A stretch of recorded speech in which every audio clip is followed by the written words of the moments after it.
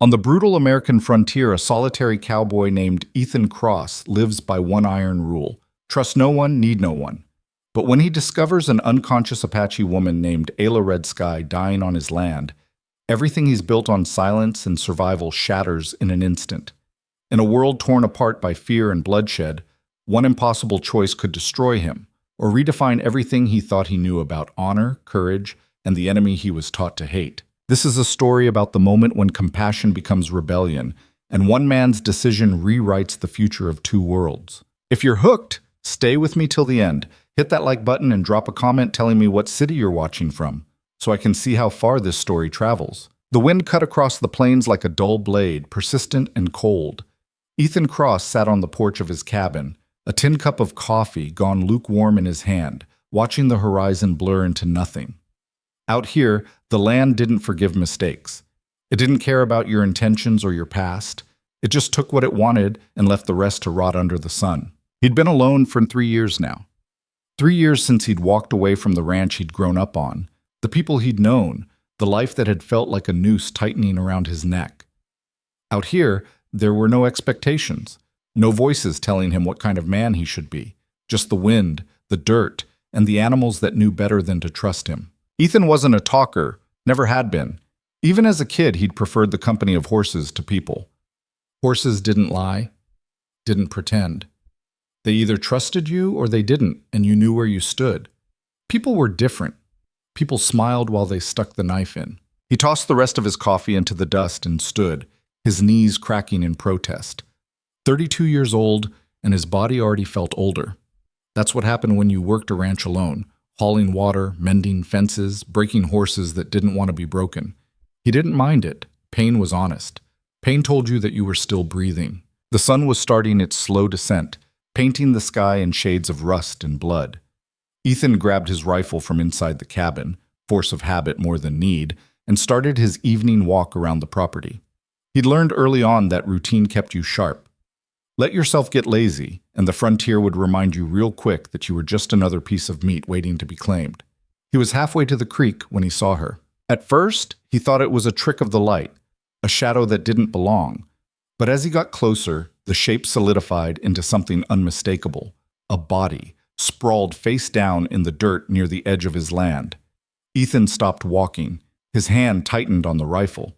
Could be a trap, could be bait. Out here, you didn't just stumble across people by accident, especially not this far from town, this far from anything that resembled civilization. He waited, scanning the surrounding rocks and brush for movement. Nothing. Just the wind pushing tumbleweeds across the cracked earth. Slowly, he approached, rifle raised, every instinct screaming at him to turn around and walk back to the cabin. Mind your own business, Ethan. Whatever this is, it's not your problem.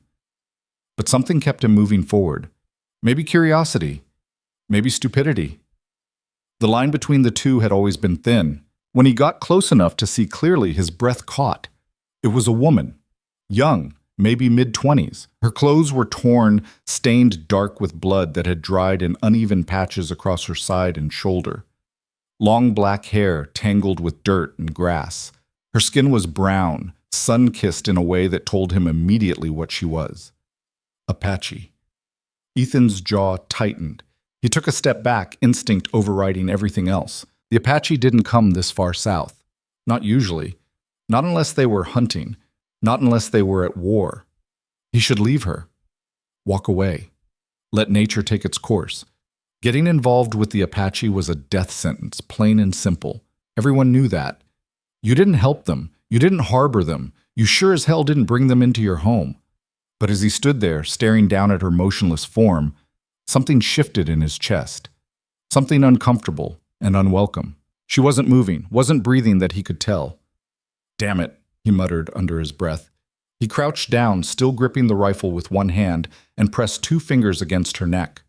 For a long moment, there was nothing. Then, faint, barely there, a pulse. She was alive. Barely. Ethan sat back on his heels, his mind racing. This was insane.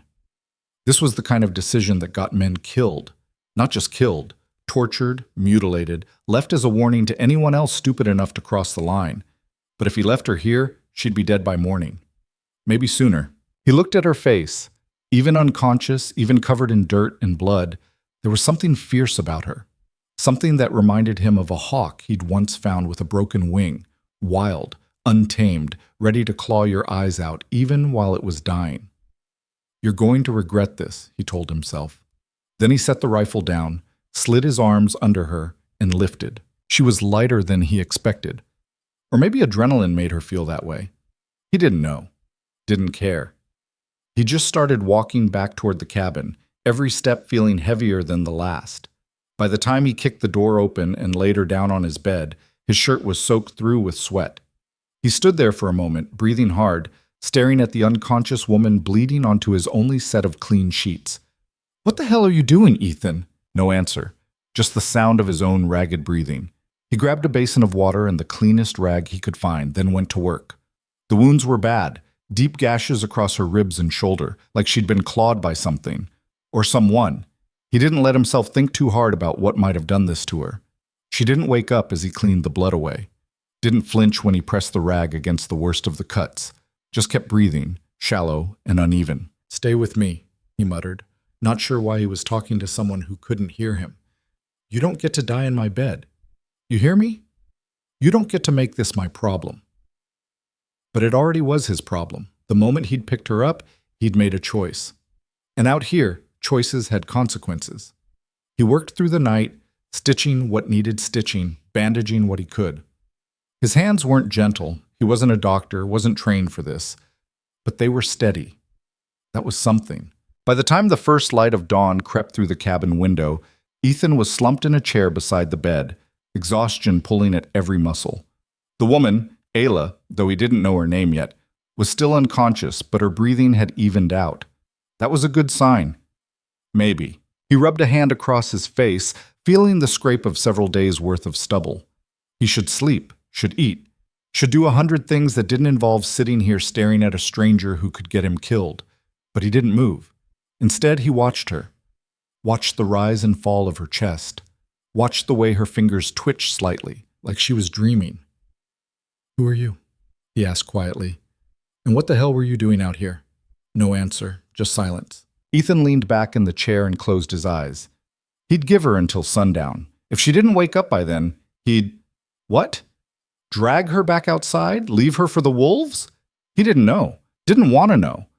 All he knew was that the moment he'd lifted her off the ground, something had shifted. The wall he'd built around himself, the one that kept the world at arm's length, had cracked. And he wasn't sure he could fix it. Quote, hours passed. The sun climbed higher, turning the cabin into an oven. Ethan moved to the porch, keeping the door cracked so he could hear if anything changed inside. He cleaned his rifle, checked the fences, did all the things he normally did, except his mind wasn't in it.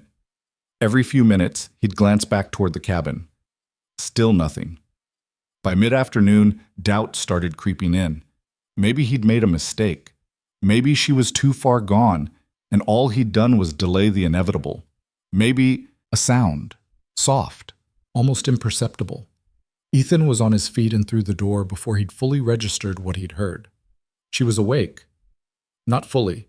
Her eyes were half open, unfocused, struggling to make sense of where she was, but awake. He approached slowly, hands visible, non-threatening. "Easy," he said. "You're safe." Her gaze snapped to him, and in an instant, everything about her changed. The confusion vanished, replaced by something sharp and dangerous. Her hand moved, fast, reaching for a weapon that wasn't there. "Whoa, whoa!" Ethan held up both hands, taking a step back. "I'm not going to hurt you." She didn't believe him. He could see it in her eyes. She tried to sit up and pain lanced across her face. A sharp intake of breath and she fell back against the pillow, one hand pressed to her bandaged ribs. "You've been hurt," Ethan said, keeping his voice level. "Pretty bad. I found you outside, brought you in. You've been out for almost a full day." She stared at him, eyes narrowed, calculating. Then she spoke. A string of words he didn't understand. Apache, he assumed. He shook his head. I don't speak your language." Her jaw tightened. She looked around the cabin, taking inventory. The rifle leaning against the wall, the door, the window. Escape routes. "You're not a prisoner," Ethan said. "I'm not keeping you here. But you're in no shape to go anywhere right now. You try to walk out that door, you'll be dead before you make it a mile." She didn't respond, just kept staring at him with those dark, unreadable eyes. Ethan sighed and ran a hand through his hair. "Look, I don't know what happened to you. Don't know why you were out there. And honestly, I don't need to know. But you're here now, and I patched you up as best I could. So maybe just rest, get your strength back, then you can leave. Deal?" For a long moment, she said nothing. Then, slowly, she nodded. Once. It wasn't trust, not even close, but it was something. "All right," Ethan said, "I'll get you some water." He turned toward the basin, and that's when she spoke again, this time in English. "Why?" He stopped, looked back at her. "Why what?" "Why help me?" Her voice was rough, strained from disuse and pain, but there was steel underneath. "You know what I am." Ethan met her gaze. "Yeah, I know." "Then why?" He didn't have a good answer. Wasn't sure there was one.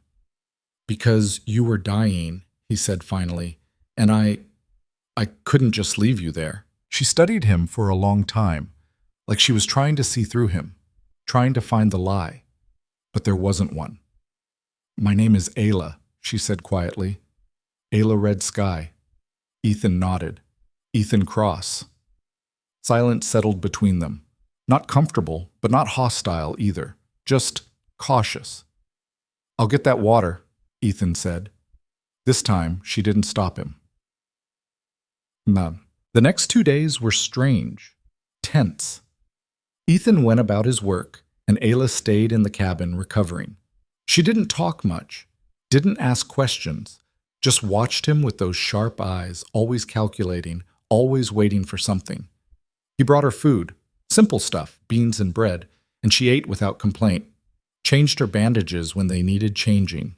She didn't thank him, didn't smile, just nodded once and turned away. Ethan told himself it was fine, better this way, easier.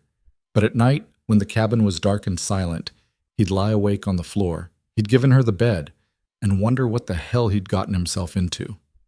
On the third morning, he woke to find her sitting on the edge of the bed, testing her weight on her legs. "You shouldn't be up," he said, pushing himself upright. "I can't stay here forever," she said, not looking at him.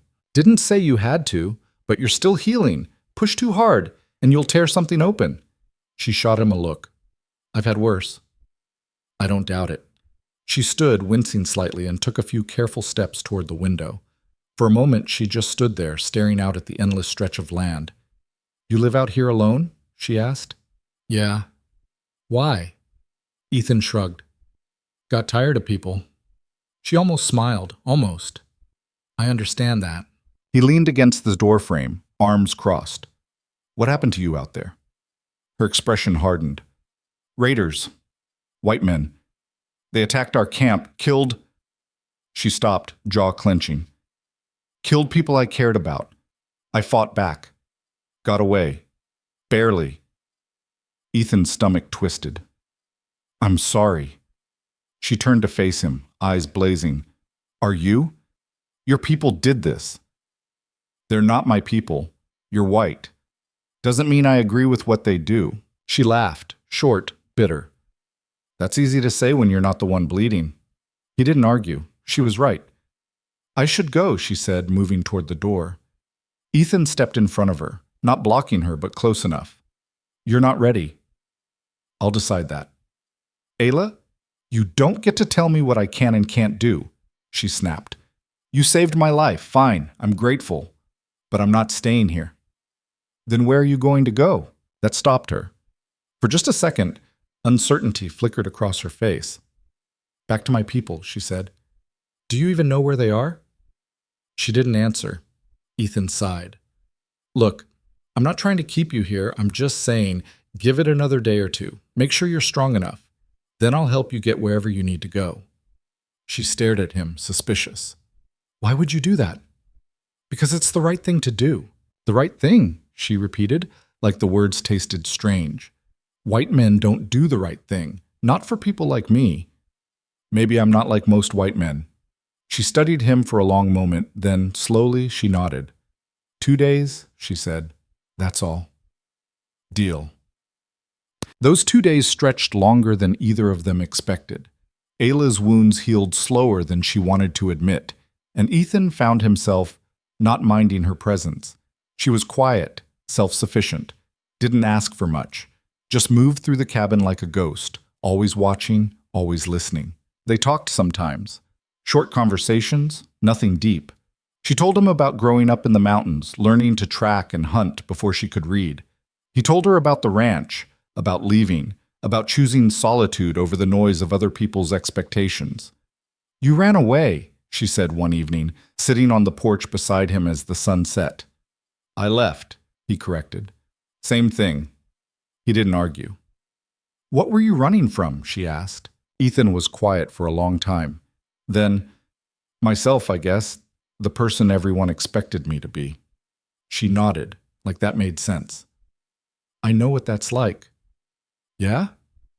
"My peoples, they expect strength. Always. No weakness, no doubt. If you show fear, you're not worthy. That's a hard way to live. It's the only way I know." They sat in silence after that, watching the sky turn dark. Ethan realized, somewhere in the back of his mind, that he didn't want her to leave. Not yet. Maybe not at all. But he didn't say that out loud. So, on the 5th night, Ethan woke to the sound of the door creaking open. He was on his feet instantly, reaching for the rifle, but the cabin was empty. Ayla was gone. He stepped outside, barefoot, scanning the darkness. No sign of her, no sound. His chest tightened. She'd left, just like she said she would. He should have expected it. Should have known better than to think she'd stay, or that she owed him anything. But standing there in the cold night air, staring at the empty horizon, Ethan felt something he hadn't felt in years. Loss. He turned back toward the cabin, jaw tight, and that's when he saw them. Figures. 3 of them, moving through the darkness like shadows given form.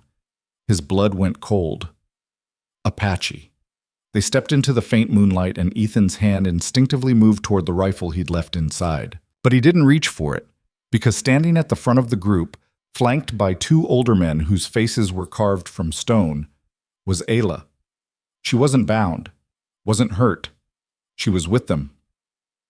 Ethan's heart hammered in his chest as the 3 of them approached. The 2 men radiated authority, power, danger. Chiefs, maybe. Warriors, definitely. And Ayla. Ayla looked different, stronger. No longer the wounded woman he'd found dying in the dirt. She met his eyes, and for just a second, something passed between them. Something unspoken. Then one of the men stepped forward and spoke, in perfect English. "Ethan Cross," he said, his voice deep and steady. "We need to talk." Ethan's hand hovered near his side, muscle memory screaming at him to reach for the weapon he didn't have. His rifle was 10 feet away, leaning against the cabin wall. Might as well have been 10 miles. The man who'd spoken stood a head taller than Ethan, shoulders broad beneath a worn leather vest decorated with beadwork that caught the moonlight. His face was weathered, lined deep around the eyes and mouth. Not from age, but from a life spent squinting into the sun and making decisions that cost lives. His hair, streaked with gray, was pulled back tight. When he looked at Ethan, it felt like being measured against a standard Ethan didn't know existed. The second man was older, smaller, but somehow took up more space. There was something about the way he held himself, perfectly still, perfectly balanced, that made Ethan think of a coiled snake. His eyes were dark and unreadable, and he hadn't looked away from Ethan once since stepping into the light. Ayla stood between them, and that's what twisted the knife.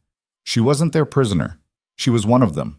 Had been all along. "You've got about 10 seconds to tell me what you want," Ethan said, keeping his voice steady despite the adrenaline flooding his system. "Before I decide you're trespassing." The taller man's mouth twitched, not quite a smile. Brave words for a man outnumbered and unarmed.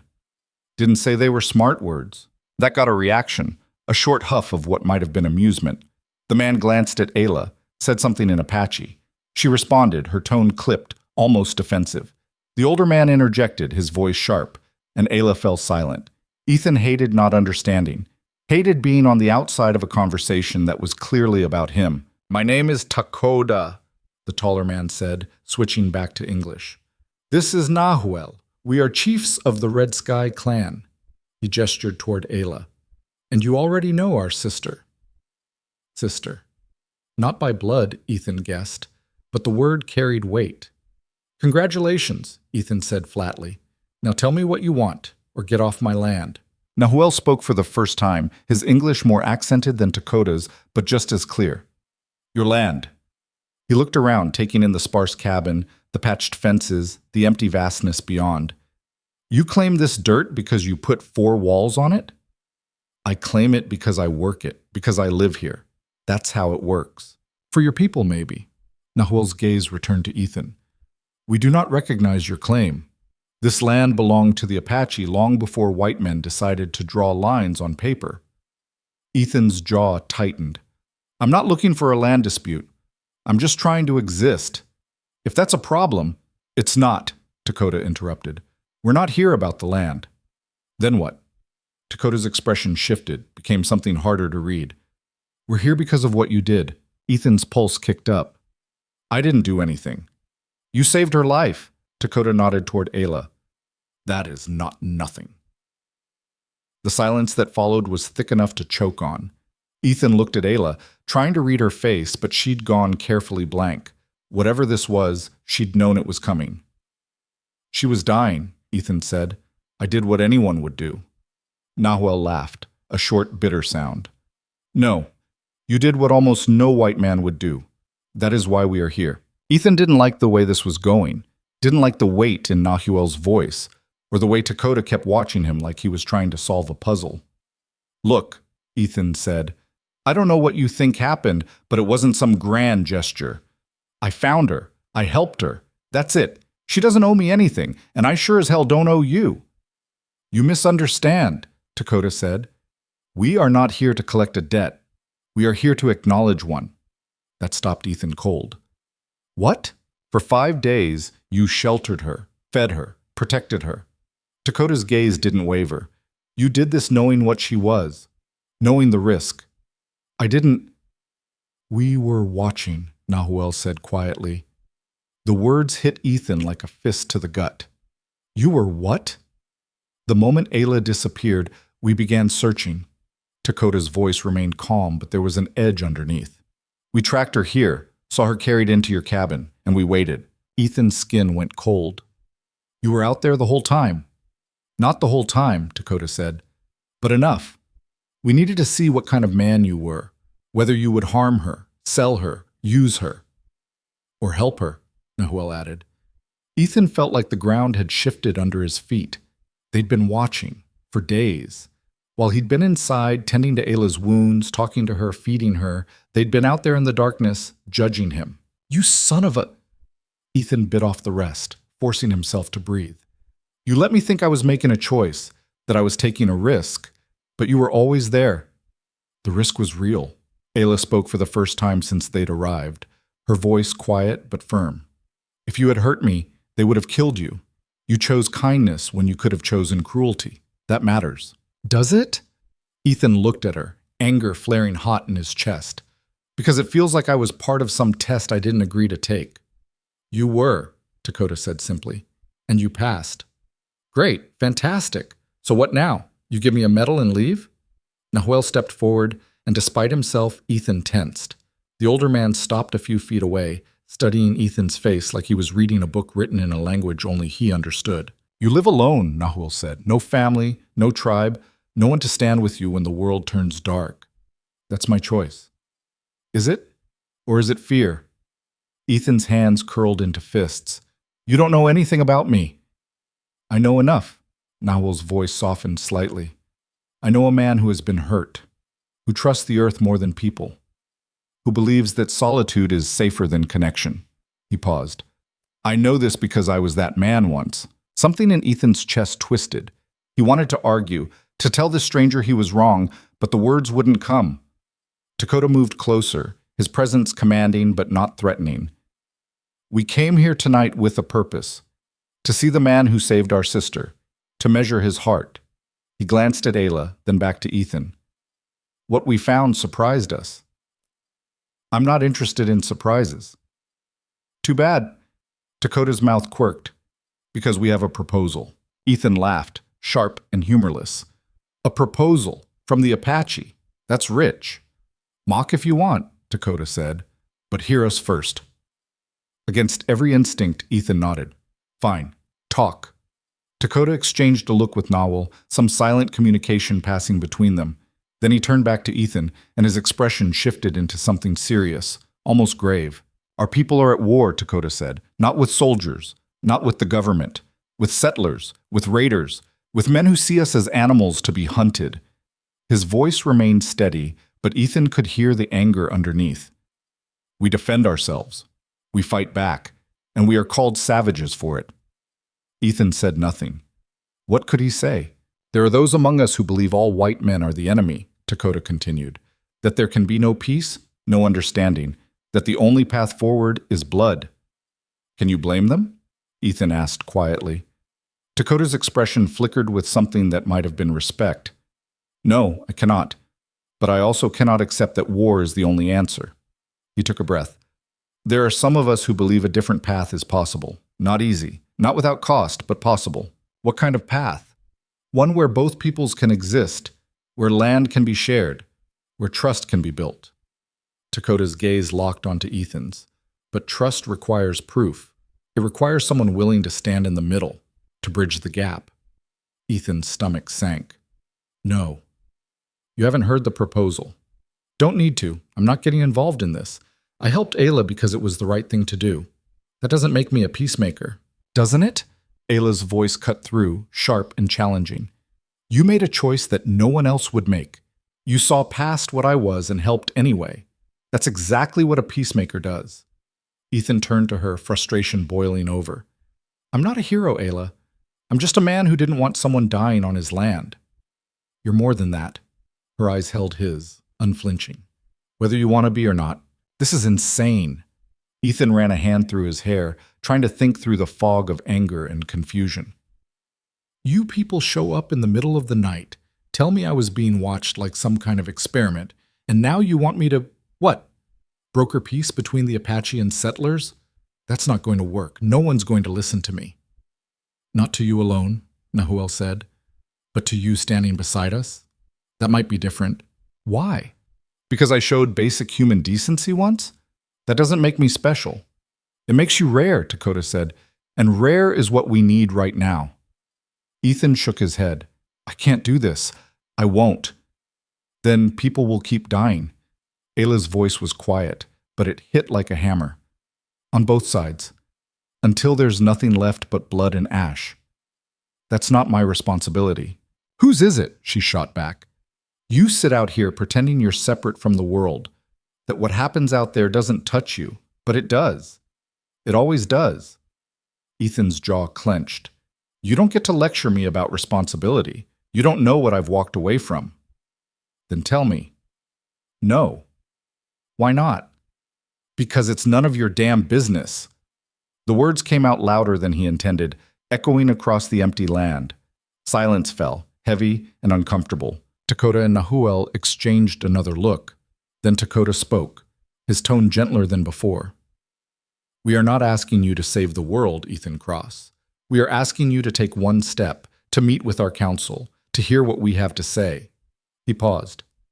After that, the choice is yours. Ethan wanted to say no. Wanted to tell them to leave and never come back. But something held him back. Maybe it was the way Ayla was looking at him, not pleading, but challenging. Like she was daring him to be better than he thought he could be. Or maybe it was the gnawing feeling in his gut that she was right. That sitting out here alone, pretending the world didn't exist, wasn't courage. It was cowardice. One meeting, Ethan said finally. That's it. I listen. Then I walk away. Dakota nodded. That's all we ask. When? 2 days. Dawn. We will send someone to guide you. Ethan looked at Ayla. Will you be there? Her expression softened slightly. Yes. He nodded, not trusting himself to say more. Dakota turned to leave, Nahuel following, but Ayla lingered, her gaze still on Ethan. Thank you, she said quietly, for saving me. And for this. Ethan didn't respond, just watched as she turned and disappeared into the darkness with the others, leaving him alone again. He stood there for a long time, staring at the empty horizon, wondering what the hell he'd just agreed to. When he finally went back inside, the cabin felt colder than before, emptier. He told himself it was just the night air, but he knew better. The next 2 days crawled by like wounded animals. Ethan tried to keep busy, fixed a section of fence that had been sagging for weeks, cleared brush from around the well, mucked out the small stable where his horse stood watching him with patient, knowing eyes. But his mind wasn't in it. Every task felt like going through the motions, his thoughts constantly drifting back to that night, to Dakota's words, to Ayla's challenge, to the choice he'd made without fully understanding what it meant. He kept replaying the conversation, picking it apart, looking for the angle he'd missed, because there had to be one. People didn't just show up offering peace. Not out here, not between whites and Apache. There was always a catch, always a hidden cost. But damned if he could figure out what it was. On the second morning, Ethan woke before dawn, unable to sleep. He made coffee, drank it standing on the porch, watching the sky shift from black to deep blue to the pale gray of early morning. His rifle sat within arm's reach. Force of habit. The sun was just cresting the horizon when he saw the rider approaching. Not Ayla, not Dakota or Nahuel. A young man, maybe 20, riding a paint horse with the easy confidence of someone who'd grown up in the saddle. He wore his hair long and loose, and as he got closer, Ethan could see the ceremonial markings on his face, dark lines that curved across his cheekbones and forehead in patterns Ethan didn't understand. The rider stopped a respectful distance away and dismounted in one smooth motion. "Ethan Cross?" His English was good, only slightly accented. "That's me. I am Kitchi. I'm here to take you to the council." Ethan studied him. "You look young for a guide." Kitchi's expression didn't change. "I am old enough to know the way. That's all that matters." Fair point. Ethan grabbed his rifle and his canteen, then walked over to the stable to saddle his horse, a sturdy roan mare named Dust who'd been with him since he'd first settled out here. She nickered softly as he tightened the cinch, her way of saying she didn't love early mornings any more than he did. "Good girl," he murmured, running a hand down her neck. "We're just going for a ride. Probably won't get killed." Dust snorted, unconvinced. Ethan swung into the saddle and rode over to where Kitchi waited. The young man watched him with dark, appraising eyes. "You bring weapon to peace council?" Kitchi asked, nodding toward the rifle. "I bring a weapon everywhere," Ethan said. "Nothing personal." Kitchi considered that, then nodded. "Smart. Not everyone who wants peace can be trusted." He turned his horse and started riding north. "Follow. Stay close." They rode in silence for the better part of an hour, the landscape gradually shifting from flat plains to rolling hills dotted with scrub brush and occasional stands of juniper. Ethan kept his eyes moving, watching for signs of ambush, for hidden riders in the rocks. But he saw nothing except the vast, empty land and the occasional hawk circling overhead. "How long have you known Ayla?" Ethan asked finally, more to break the silence than anything. Kitchi glanced back at him. "All my life. She is like a sister to me. She's lucky to have family." "We are lucky to have her." Kitchi's voice carried an edge of pride. "She is one of our best warriors, fast, fearless. When the raiders attacked, she killed 3 men before they brought her down." Ethan absorbed that, trying to reconcile the fierce warrior Kitchi described with the wounded woman he'd found barely clinging to life. "She almost died," Ethan said. "But she didn't." Kitchi turned forward again. "Because you helped her. The elders speak of this. They say it is a sign." "A sign of what?" "That change is coming. That the spirits are moving." He paused. "Do you believe in spirits, Ethan Cross?" Ethan thought about it. "I believe in things I can see and touch. Everything else is just stories." Kitchi smiled, small and knowing. "Then you do not yet understand the world." Before Ethan could respond, Kitchi raised a hand, signaling for silence. They'd crested a hill, and spread out below them was a sight that made Ethan's breath catch. A camp, larger than he'd expected, dozens of structures made from hide and wood, arranged in a loose circle around a central fire pit. Smoke rose from multiple fires, carrying the scent of cooking meat and something herbal he couldn't identify. People moved through the camp, women carrying water, children running and playing, men working on weapons or repairing gear. It looked normal, like any settlement he'd ever seen, just built differently. Home, Kitchi said simply. Then he urged his horse forward down the slope toward the camp. Ethan followed, acutely aware of the eyes turning toward them as they rode in. Conversation stopped. Children paused in their games. A few of the men reached for weapons, hands hovering near knives and bows. Kitchi called out something in Apache, his voice carrying authority despite his youth. The tension didn't disappear, but it eased slightly. People went back to what they were doing, though Ethan could still feel them watching. They dismounted near the center of the camp, and Kitchi gestured for Ethan to follow him toward the largest structure, a long, low building with walls of woven branches and a roof of layered hide. The council meets inside, Kitchi said. They are waiting for you. Ethan's hand instinctively moved toward his rifle. You can bring it, Kitchi said, reading the gesture. But if you draw it, you will not leave here alive. Understand? Ethan nodded. Understood. Good. Kitchi pulled aside the hide covering the entrance. Enter. Speak truth. Show respect. The rest will follow. Ethan took a breath, then ducked through the opening. Inside, it took a moment for his eyes to adjust to the dimmer light.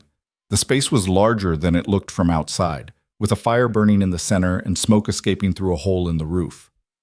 Around the fire sat 7 people, 4 men, 3 women, all older, all watching him with expressions that ranged from curious to hostile. Dakota sat among them, and beside him, Nahuel. Both nodded in acknowledgement but said nothing. And there, standing near the back, was Ayla. Their eyes met, and something passed between them. Not quite a smile, more like recognition. Acknowledgement that they were both here, both committed to whatever came next. Sit, one of the women said, gesturing to an empty space across the fire from her. She was ancient, her face a map of deep lines, her hair white as snow. But her eyes were sharp, missing nothing. Ethan sat, setting his rifle carefully beside him. The council members watched the gesture, and he saw a few nods of approval. I am Elu, the old woman said. I speak for this council. You are Ethan Cross, the one who saved our daughter. I am. Why? Straight to the point, no preamble. Ethan appreciated that. Because she was dying, he said, and I couldn't walk away. Many men could, many would. Elu's gaze bore into him. What makes you different? Ethan didn't have a good answer. I don't know. Maybe nothing. Maybe I just made a choice in the moment, and I can't take it back. Do you wish to take it back? He looked at Ayla. She was watching him, waiting. No, Ethan said. I don't. Elu nodded slowly. Good. A man who regrets his kindness is no man at all. She looked around at the other council members. We have brought you here to discuss the future, to see if there is a path forward that does not end in more blood. I'm listening, Ethan said. Another council member spoke, a man with a scar running from his temple to his jaw. We are not fools. We know that most whites see us as less than human, as obstacles to be removed. But we have also seen that not all whites are the same. He gestured toward Ethan. You are proof of that. I'm just one man. One man can change much, Elu said, if he is willing. Willing to do what? Dakota leaned forward. To stand with us. To speak for us to your people. To help build trust where none exists. I'm not a diplomat, Ethan said. I'm not a leader. I'm nobody. You are a man who chose compassion over fear, the scarred man said. That is not nothing. Ethan looked around the circle, at these people who were supposed to be his enemies, and felt something shift in his chest. They weren't what he'd expected. Weren't the savages or monsters he'd been taught to fear. They were just people. Tired, angry, grieving people trying to survive. Like him. What exactly are you asking me to do? Ethan asked. Elu smiled, thin and knowing. We are asking you to be brave. Ethan stared at Elu, the word brave hanging in the air between them like smoke. I've been called a lot of things, he said finally. Brave isn't usually one of them. Then perhaps it is time you were. Elu's voice carried the weight of years, of decisions made and consequences borne. We are not asking you to lead an army. We are asking you to be present, to witness, to carry our words to those who would not hear them from Apache mouths. The scarred man leaned forward, firelight casting shadows across the ruined side of his face. 3 days from now, there will be a gathering in the settlement of Copper Ridge. The territorial representative will be there, along with ranchers and settlers from across the valley. They will discuss how to deal with what they call the Apache problem. Let me guess, Ethan said. The solution involves violence. It always does, Nowell said quietly, unless someone gives them another option. Ethan felt the trap closing around him, gentle but inexorable. You want me to speak at this gathering, to tell them the Apache aren't what they think. We want you to tell them the truth, Dakota said. That we are people. That we want the same things they want. Safety for our families, land to call our own. A future that doesn't end in blood. They won't listen. Maybe not, Elu said, but maybe 1 or 2 will. And 1 or 2 is how change begins. A younger woman on the council spoke for the first time, her voice sharp with barely contained anger. Why should we ask anything of the whites? They take, and when we defend ourselves, we are called murderers. Why should we beg for peace when they bring only war? Because someone has to try, Tala, Elu said, her tone gentle but firm.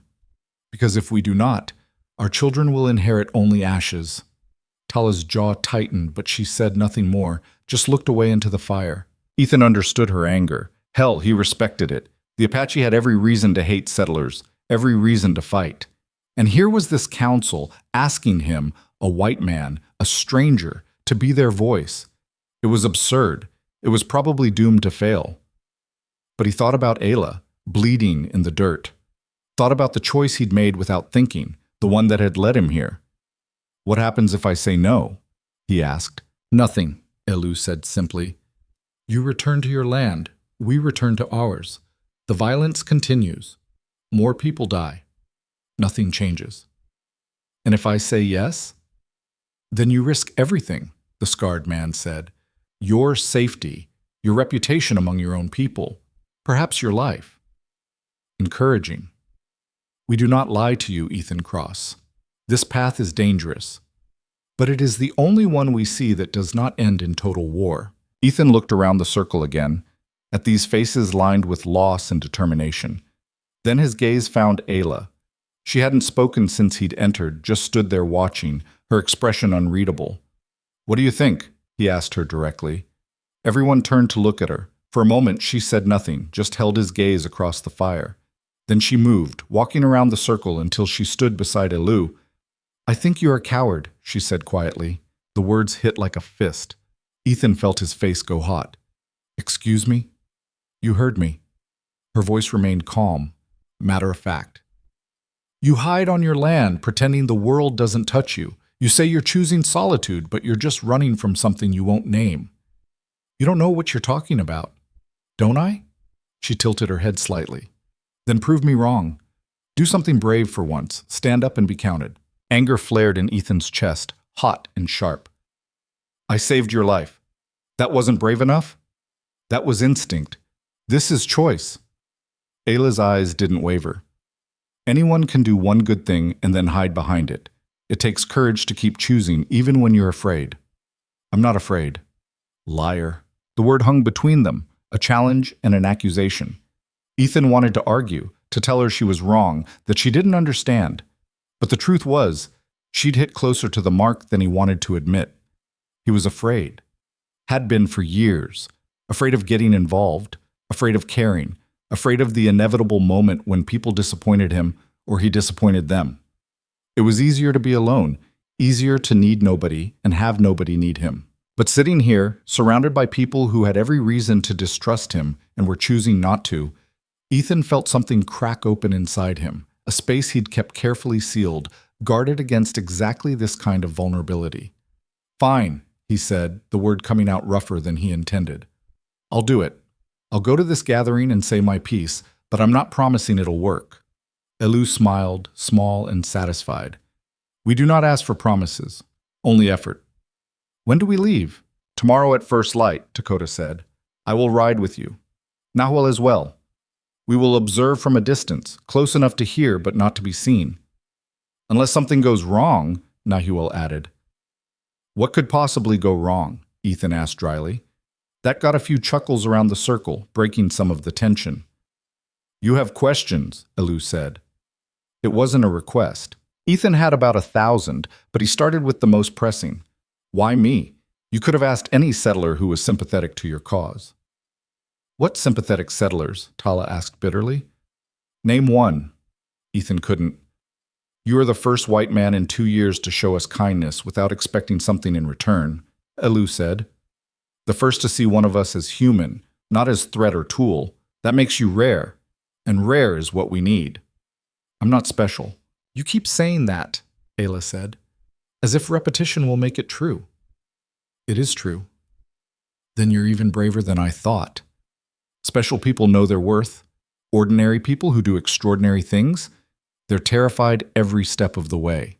She moved closer, and her voice softened just slightly. You can be afraid, Ethan. Just don't let it stop you.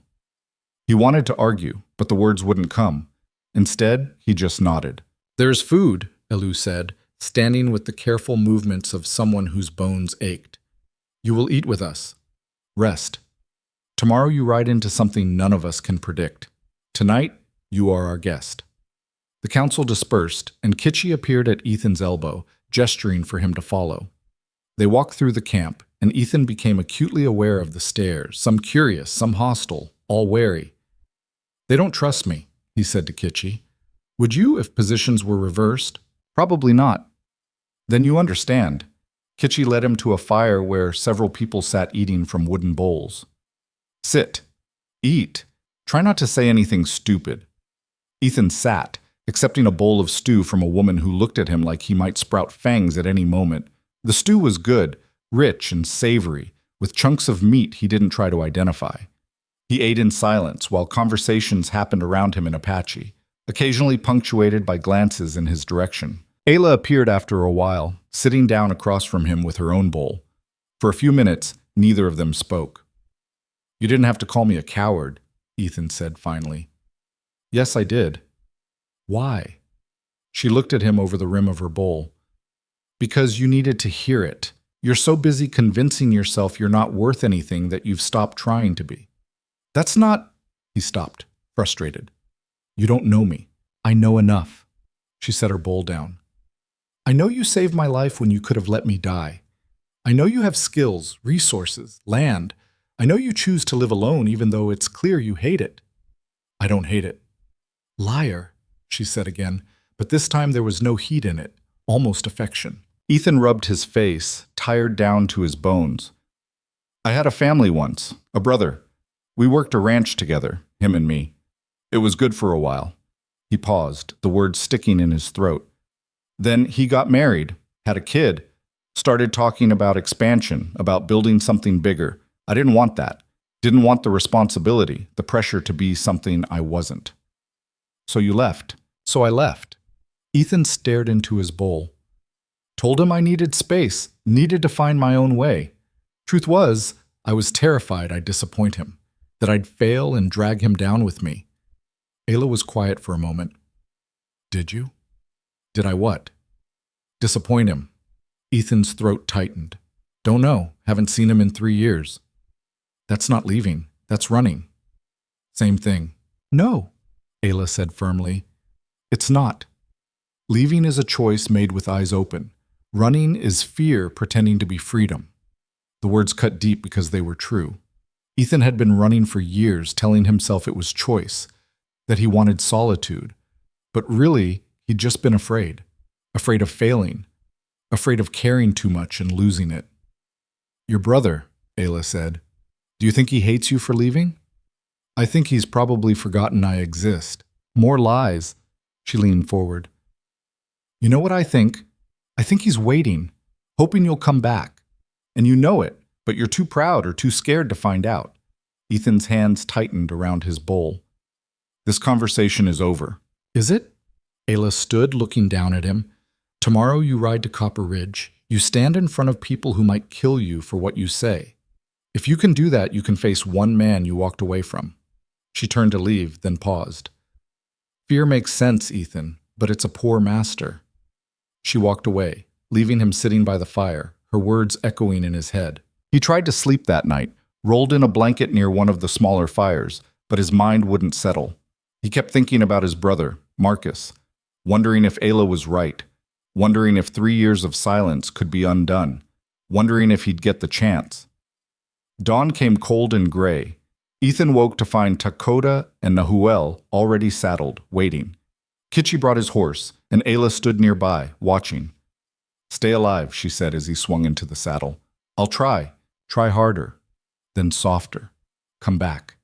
He nodded, not trusting his voice, and followed Dakota out of the camp. They rode south and west, the landscape shifting from hills to flatter plains broken by occasional mesas. Dakota and Nahuel rode in silence, their eyes constantly moving, reading the land in ways Ethan was only beginning to understand. Around midday, they stopped to water the horses at a small spring. "Copper Ridge is 2 hours ahead," Dakota said. We will stay back, out of sight. You ride in alone." "What do I say?" "The truth." Nahuel handed him a small leather pouch. "If things go badly, if you need us, burn this. The smoke will bring us." Ethan took the pouch, feeling the weight of small dried leaves inside. "What is it?" "Signal. Very specific smoke.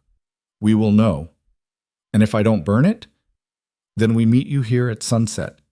Dakota's expression was grave. Either way, they rode on, and as they crested a low rise, Ethan saw Copper Ridge spread out below. It was bigger than his cabin, smaller than a real town.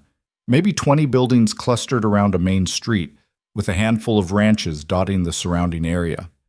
People moved between buildings, horses tied at hitching posts, wagons being loaded and unloaded. Normal. Every day. His people. Except they weren't, not really. He'd stopped being part of any community the day he'd ridden away from Marcus and the ranch. These were strangers who happened to share his skin color, his language, nothing more. "Remember," Dakota said quietly, "you are not trying to change everyone. Just plant seeds, give them something to think about besides hatred." Ethan nodded, his mouth dry. "Go," Nahuel said, "and may the spirits guide your words." Ethan urged his horse forward, riding down the slope toward Copper Ridge. Behind him, Dakota and Nahuel disappeared into the rocks, invisible to anyone who didn't know where to look. He was alone again, exactly how he liked it, except he didn't, not anymore. As he rode into town, heads turned. People stopped what they were doing to watch him pass. Ethan recognized the look in their eyes. Suspicion, curiosity, the constant wariness of frontier life. He tied dust to a post outside what looked like a general store and trading post. A sign above the door read Brennan's. Inside the store was dim and crowded with goods, sacks of flour and beans, tools, rope, ammunition. A man stood behind the counter, 50-ish, with a beard gone gray and eyes that had seen too much. "Help you?" he asked, his tone neutral. "Looking for the territorial representative," Ethan said. "Heard he was in town." The man's expression shifted, became guarded. "Meetings at the church. 1 hour." He paused. "You got business with the territory?" "You could say that." "And who might you be?" "Ethan Cross. I have a ranch about 20 miles north." Recognition flickered across the man's face. "You're the hermit." Ethan almost smiled. "That's one way to put it." "Why you interested in territorial business?" "Because what gets decided today affects my land as much as anyone's." The man studied him for a long moment. "Name's Brennan. I own this place." He gestured to the store around them. "Word of advice. Folks here aren't keen on outsiders with opinions. You planning to speak at the meeting, you better have your facts straight, and you better be ready for pushback." "Noted. One more thing." Brennan leaned forward slightly. "Half the men in this town have lost family to Apache raids. They're angry, they're scared, and they want blood. You stand up and say anything that sounds like sympathy for the Apache, you might not walk out of that church." Ethan felt ice slide down his spine. "Appreciate the warning." "Don't say I didn't tell you." Brennan straightened. "Meeting starts at 2. Church is the white building at the end of the street. Can't miss it." Ethan nodded and walked out. He had an hour to kill and nothing to do with it except think, which was the last thing he wanted. He walked us to a water trough and let her drink, then found a spot in the shade to wait.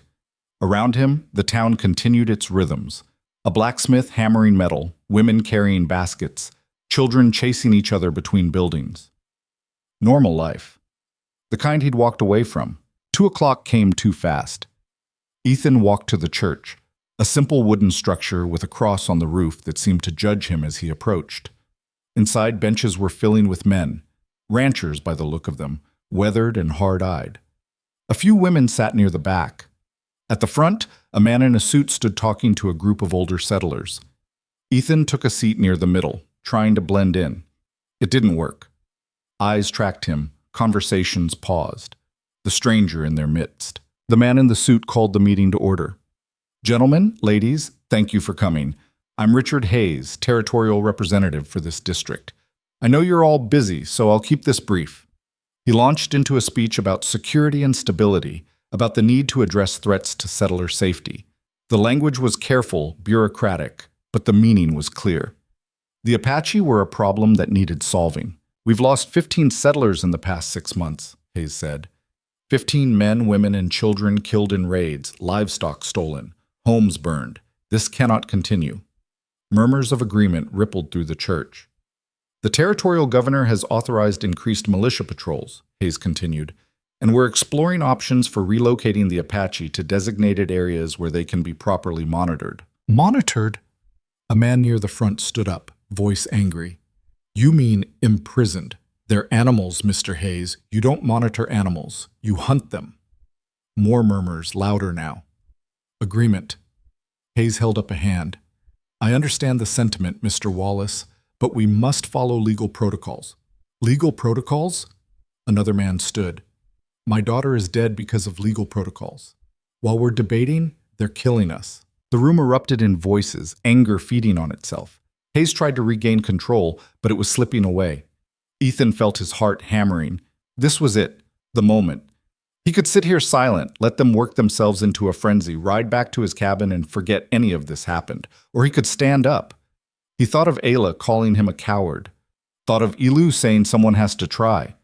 Thought of the choice he'd made 5 days ago when he'd picked up a dying woman and carried her home. Ethan stood. The room went quiet. All eyes turned to him. Hayes looked relieved to have a distraction from the chaos. "Yes? You have something to say?" Ethan's mouth was dry. His hands were shaking. He forced himself to speak. "My name is Ethan Cross. I run a ranch north of here, and I think you're all wrong." The silence shattered. Voices rose in protest, angry and disbelieving. "Let him speak," Hayes called out, though he looked uncertain. Ethan pushed forward, knowing if he stopped now, he'd never start again. "You talk about the Apache like they're monsters, like they're less than human, but I've met them. Talked to them. They're people. Same as us." "That's horseshit," Wallace stood again. "They murdered my family." "And we've murdered theirs," Ethan shot back. "How many Apache villages have been burned? How many of their children killed? You think they don't grieve the same way we do? They started this. Did they?" Ethan looked around the room. Or did we, the moment we decided their land was ours for the taking? The room exploded. Men were on their feet, shouting. Someone threw something, Ethan didn't see what, and it clattered against the wall behind him. Hayes was calling for order, but no one was listening. A big man pushed through the crowd, stopping right in front of Ethan. "You Apache-loving son of a bitch. You got a lot of nerve." "I've got a proposition," Ethan said, louder, trying to be heard over the chaos. "A way to stop the killing on both sides." That got their attention. The shouting died down slightly. "Talk," the big man said, not moving. Ethan took a breath. "The Apache have leaders, chiefs who want peace. They're willing to meet, to negotiate boundaries, to find a way to coexist." "Coexist?" Wallace spat the word. "After what they've done." "After what we've all done," Ethan said. "This cycle doesn't stop until someone chooses to stop it. And you think you're that someone?" The big man's voice dripped contempt. "No, I think we all are. Or we can be." Ethan looked at Hayes. "Give them a chance. One meeting. Hear what they have to say. If nothing comes of it, you've lost nothing." "Except our dignity," someone muttered. "I'd rather lose dignity than more lives," Ethan said. Hayes was watching him carefully now, weighing. "And you can arrange this meeting?" "I can try." "This is insane," Wallace said. "You're asking us to trust savages." I'm asking you to try something other than killing each other until there's nobody left." The room fell silent. People looked at each other, uncertain. Then a woman near the back stood up. She was young, maybe 30, with eyes reddened from recent tears. "I lost my husband 2 months ago," she said quietly. "Apache killed him while he was checking fence lines. I hated them for it. Still do." She looked at Ethan. "But I also don't want my sons growing up to die the same way. If there's even a chance this could work—" She trailed off, then sat back down. Hayes nodded slowly. "I'll take it to the governor. See if he's willing to authorize a formal meeting." He looked at Ethan. "But if this goes south, if there's any violence, it's on you." "I understand." "Do you?" Hayes' voice was hard. "Because if you're wrong, people will die, and their blood will be on your hands." Ethan met his gaze. "It already is. On all of us." The meeting broke up after that, people filing out in small groups, talking in low voices. Ethan stood alone, feeling like he'd just walked through fire. Wallace stopped in front of him on the way out. "You better hope you know what you're doing, Cross, because if this goes bad, I'll make sure everyone knows it was your idea." "Fair enough." Wallace spat on the floor near Ethan's boots and walked out. Ethan left the church feeling hollowed out, drained. He'd done it, said his piece, planted the seed, but what would grow from it, he had no idea. He rode out of Copper Ridge slowly, acutely aware of the eyes following him. By the time he reached the meeting point, the sun was starting its descent toward the horizon. Dakota and Nahuel emerged from the rocks like ghosts. "You're alive," Dakota observed. "Barely." Ethan dismounted, his legs shaky. "I spoke. They listened. The representative said he'd take it to the governor." "That's more than I expected," Nahuel said. "They hate us," Ethan said bluntly. "They're angry and they're scared, and half of them want blood. But a few might be willing to try." Dakota nodded. "A few is enough. For now." They rode back toward the Apache camp in silence, Ethan replaying every moment of the meeting in his head. What he'd said, what he should have said, the anger in Wallace's eyes, the grief in that woman's voice. By the time they reached the camp, night had fallen. Ayla was waiting near the entrance, and relief flashed across her face when she saw him. "You came back," she said. "Said I would. How did it go?" Ethan slid out of the saddle, every muscle protesting. "Ask me when I know if we're all still alive tomorrow." She smiled, small and genuine. "Come. You need food and rest." As they walked into the camp together, Ethan realized something had shifted. He didn't feel like an outsider anymore. Didn't feel like he was alone, pretending the world didn't exist. He felt like he belonged somewhere, to something. And it scared him more than anything he'd faced in that church. The food was venison stew again, but Ethan barely tasted it. He sat by the fire, replaying the meeting in his head, dissecting every word, every reaction. Ayla sat beside him, quiet for once, just present. "You're thinking too much," she said finally. "Someone has to." "Why you?" He looked at her. "Because I'm the one who opened his mouth. Because I'm the one who promised them something I can't guarantee." "You didn't promise anything. You offered possibility." She poked at the fire with a stick. "That's all anyone can do. It won't be enough." "Maybe not, but it's more than existed yesterday." Ethan wanted to believe that, wanted to think his stumbling speech in that church had actually accomplished something. But doubt sat heavy in his chest, a familiar weight. Elu appeared out of the darkness, moving with the careful precision of someone who'd learned to navigate pain. She lowered herself beside the fire, accepting a bowl from one of the younger women. "Dakota told me what happened," she said, not looking at Ethan. "You did well." "I made them angry." "Good. Anger means they're thinking. Indifference is what kills change." She ate slowly, methodically. "The representative will go to the governor. The governor will consider. These things take time."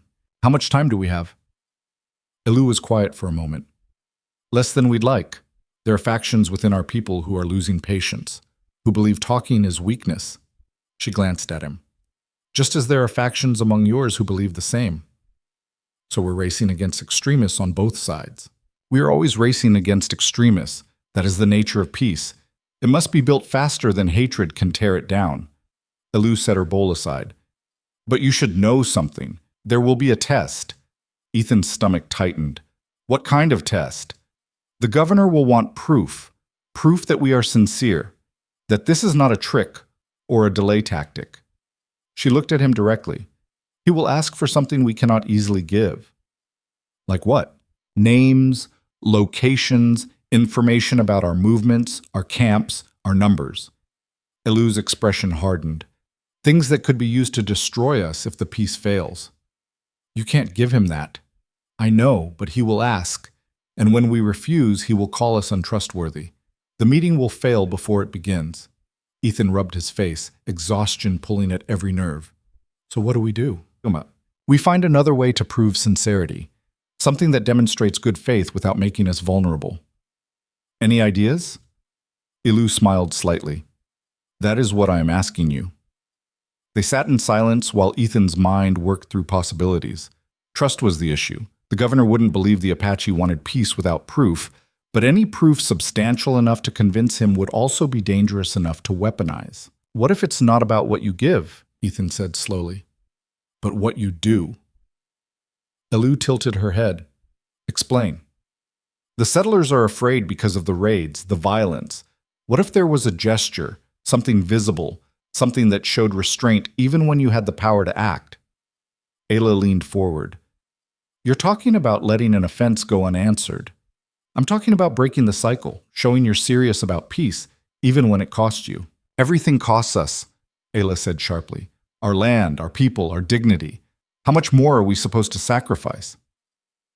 I'm not saying it's fair. I'm saying it might be necessary.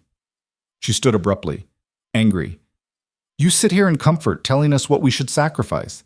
You haven't lost what we've lost. You don't get to decide what's necessary. Ayla, Elu said quietly, but the younger woman was already walking away into the darkness. Ethan watched her go, feeling the sting of her words. She was right. He hadn't earned the right to ask them to sacrifice anything. She is hurt, Elu said. Not by you, by what the world has taken from her. Do not take it personally. Hard not to. Yes, but necessary. Elu stood with effort. Your idea has merit, but it would need to be the right gesture, something significant enough to be noticed, but not so costly that our people would revolt against it. I'll think on it. Do so quickly. Time is not our friend. She left, and Ethan sat alone by the fire, watching sparks drift upward into the night sky. Around him, the camp settled into evening rhythms, low conversations, children being called to sleep, the sounds of a community at rest. He thought about his own cabin, empty and silent. Thought about 3 years of deliberate isolation, convincing himself it was enough. It wasn't enough.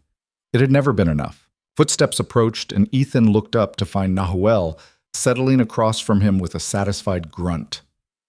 You look troubled, the old warrior said. I'm thinking. Dangerous habit. Nahuel produced a pipe from somewhere in his clothes, packed it with something that smelled like sage and tobacco. May I offer perspective? Can't stop you. Nahuel lit the pipe with an ember from the fire, drew deep, and exhaled slowly. When I was younger, much younger, I believed in absolutes. The Apache were good, the whites were evil. Our way was right, their way was wrong. He gestured with the pipe. Simple, clean, easy to fight for. And now? Now I am old enough to know that absolutes are for children and fools. He took another pull from the pipe. People are complicated. Cultures clash not because one is right and one is wrong, but because both are trying to survive in a world that makes survival hard. That doesn't make the violence acceptable. No, it makes it understandable. And understanding is the first step toward ending it. Nahuel offered the pipe to Ethan. Ethan hesitated, then took it. The smoke was harsh, unfamiliar, but not unpleasant. He passed it back. Ayla is angry with me, Ethan said. Ayla is angry with the world. You are simply convenient. Nahuel smiled slightly. She lost her mother to a raid when she was 12. Her father 2 years later. She has been raised by the tribe, loved by all of us, but alone in ways that matter. I didn't know. How could you? She does not speak of it. He drew on the pipe again. She sees in you something she does not want to see. Hope. Hope is dangerous when you have spent years building walls against disappointment. Ethan understood that better than he wanted to admit. What do I do? Nothing. Let her be angry. Let her work through it. Nahuel looked at him directly. But do not let her anger stop you from doing what needs doing. She will forgive you eventually. The question is whether you will forgive yourself if you quit now. I'm not going to quit. Good. Nahuel stood, joints popping. Then sleep. Tomorrow brings new complications and you will need your strength. He walked away, leaving Ethan alone with the dying fire and his thoughts. Sleep came slowly, and when it did, it brought dreams of churches filled with angry voices and empty cabins that echoed with loneliness. Morning arrived too soon. Ethan woke to find Kitchy shaking his shoulder, looking worried. "Rider coming," the young man said. "From the south, fast!" Ethan was on his feet immediately, reaching for his rifle. Around the camp, warriors were moving into position, weapons ready, children being shepherded to safety. Dakota emerged from his shelter, scanning the horizon. One rider. White. Alone. "Could be a scout," Nahuel said, appearing beside him.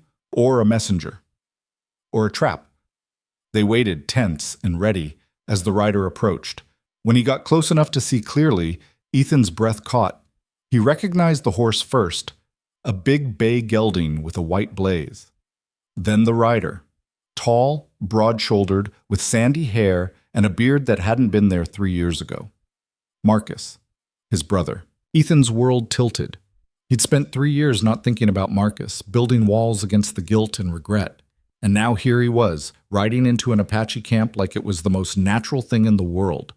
Marcus pulled up at the edge of the camp, hands visible and empty. His eyes scanned the gathered warriors, then found Ethan. "Ethan," he said, his voice rough with emotion and road dust. "We need to talk." Ethan walked forward slowly, aware of every eye on him. "What are you doing here?" "Looking for you. Heard you'd gotten yourself mixed up in something complicated." Marcus dismounted carefully, keeping his movement slow and non-threatening. "Can we talk?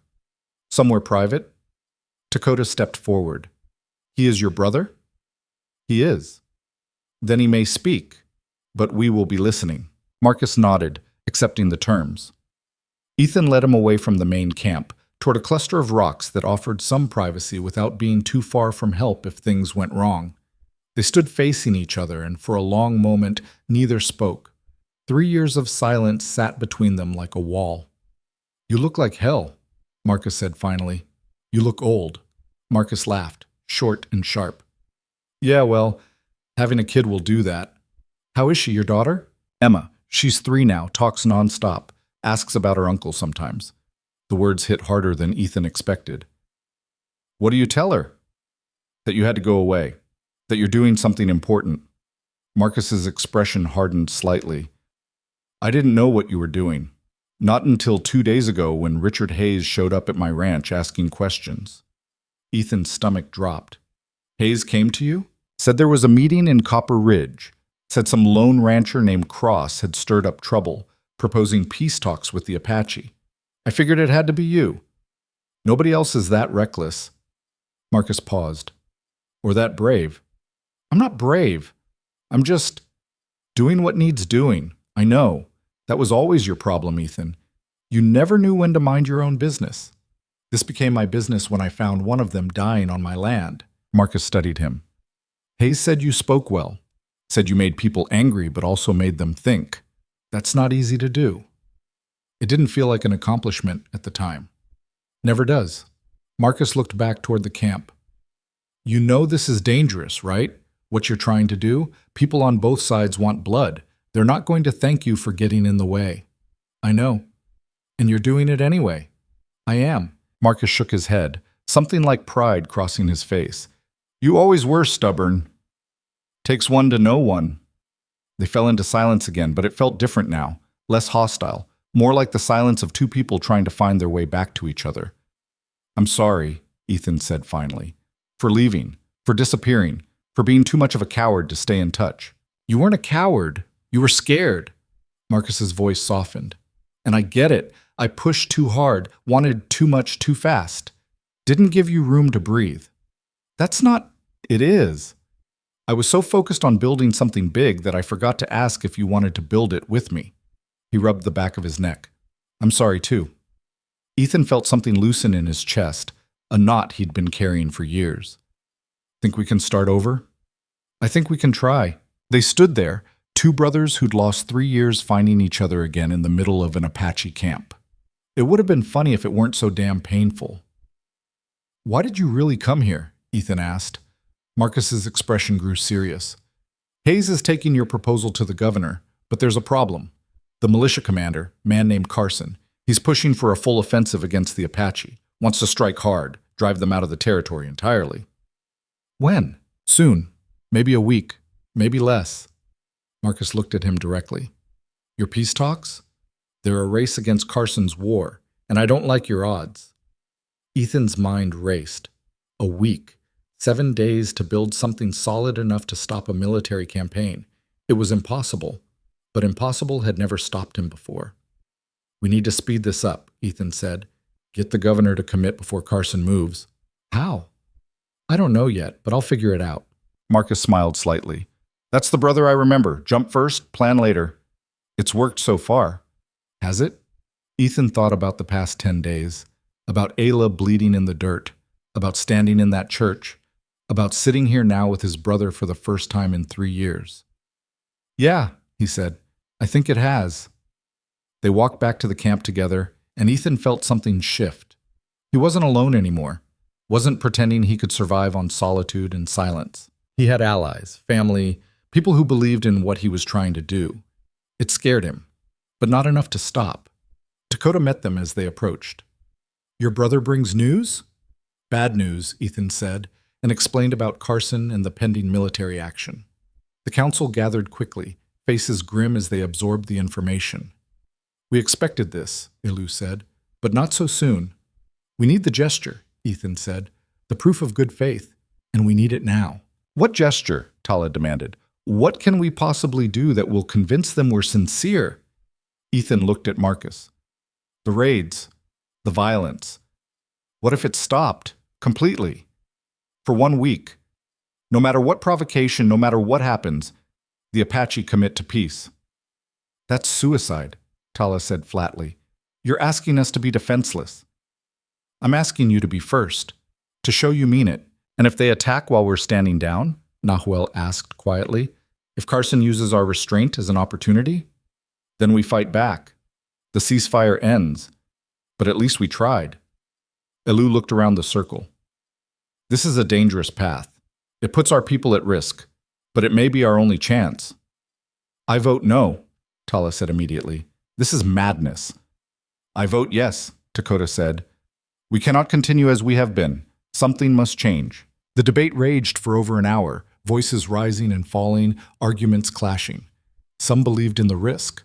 Others thought it was foolish, that it would only get people killed. In the end, the vote was close. 4 in favor, 3 against. Elu spoke last.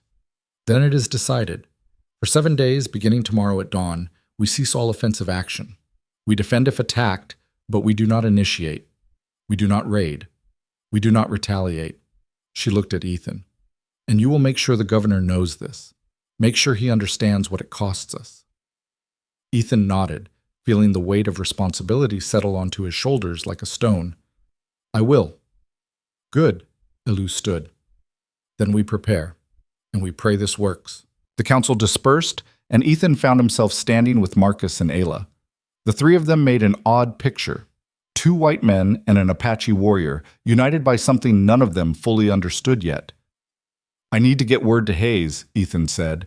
Need him to know about the ceasefire before it starts. I'll ride with you, Marcus said. 2 of us might be safer than 1. Ayla stepped forward. 3 is safer than 2. Ethan looked at her. You're coming? Someone needs to make sure you don't get killed before this is over. Her tone was light, but her eyes were serious. And I want to see the man who'll decide our fate. Want to look him in the eyes and see if he's worth trusting. Could be dangerous. Everything is dangerous. I'd rather be there than waiting here. Ethan wanted to argue, but he understood. She needed to be part of this, needed to have agency in her own future. All right, he said, we leave in an hour. They rode south as the sun climbed toward its peak. 3 riders moving fast across terrain that shifted from grassland to rocky hills. Marcus rode easy in the saddle, comfortable with silence. Ayla was alert, constantly scanning, reading the land in ways Ethan was only beginning to appreciate. "Your brother seems like a good man," Ayla said after a while. "He is. You were afraid to face him." "I was afraid I'd lost him." "But you hadn't." "No." Ethan glanced at Marcus, who rode slightly ahead. "Turns out some things are harder to break than you think." They made good time, reaching the territorial office in Helena by late afternoon. It was a larger town than Copper Ridge, with actual streets and multiple buildings, a hotel, a bank, the trappings of civilization creeping west. Hayes's office was above the Land Claims Bureau, a small set of rooms that smelled like paper and ink. The secretary, a thin man with spectacles, looked startled when they walked in, especially when he saw Ayla. "I need to see Hayes," Ethan said. "Now, it's urgent." "He's in a meeting?" "I don't care. Tell him Ethan Cross is here with critical information about the Apache situation." The secretary hesitated, then disappeared through a door. Moments later, Hayes emerged, looking harried and annoyed. His annoyance shifted to surprise when he saw their group. "Cross, I wasn't expecting you." His gaze moved to Ayla. "And you brought—" "Information," Ethan interrupted. "The Apache are declaring a ceasefire. 7 days, no raids, no violence, no matter what happens. It starts tomorrow at dawn." Hayes blinked. That's significant." "It's more than significant. It's everything you asked for. Proof of good faith. Proof they're serious." "If it's true." "It's true," Ayla said, speaking for the first time. "My people do not make false promises." Hayes studied her, trying to reconcile the warrior standing in his office with whatever image he'd built in his head. "And you are?" "Ayla Red Sky. I speak for the Red Sky clan." "She's the one I saved," Ethan said, "the one who started all of this." Understanding dawned on Hayes's face. "I see." He moved to his desk, shuffling through papers. "I've spoken to the governor. He's cautiously interested, but he needs assurances." "This is the assurance. 7 days of peace. Use them. Set up the meeting. Get both sides talking before Carson launches his offensive." Hayes looked up sharply. "How do you know about Carson?" "Word travels, and we're running out of time." Hayes was quiet for a long moment, weighing options. Finally, he nodded. "All right, I'll send word to the governor immediately. Recommend we move forward with talks. But if anything happens during the ceasefire, if there's any violence from the Apache side—" "There won't be," Ayla said firmly. "We have given our word." "Then I'll hold you to it." Hayes looked at Ethan. "You're playing a dangerous game, Cross."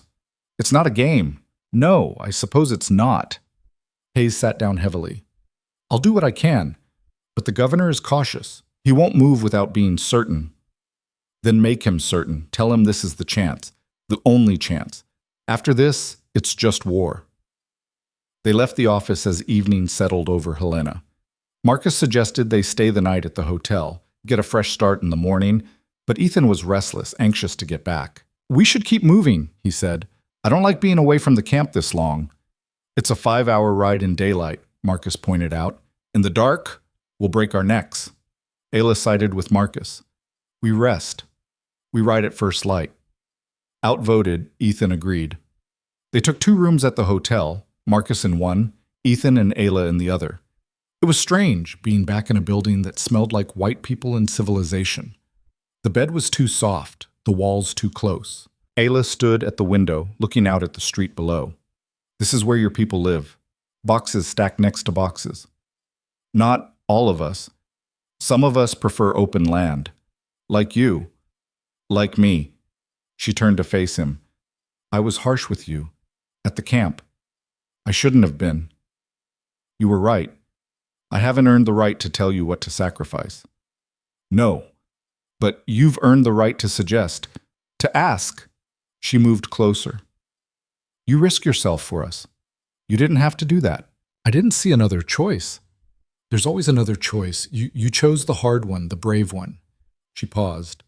"I'm sorry I called you a coward." "You weren't wrong about that either. I've been running for a long time." "But you stopped running. That's what matters." They stood in the small room, 2 people from different worlds trying to build a bridge made of trust and hope and desperation. "What happens if this doesn't work?" Ayla asked quietly. "If the governor refuses, if Carson attacks, If everything falls apart, then we tried. That's more than most people can say. Is it enough? It has to be. She nodded, then moved to the bed, sitting on the edge with a sigh. In my culture, we have a saying, the river cuts through the rock not by force, but by persistence. I like that. So do I. But sometimes I wonder if persistence is just another word for stubborn refusal to accept reality.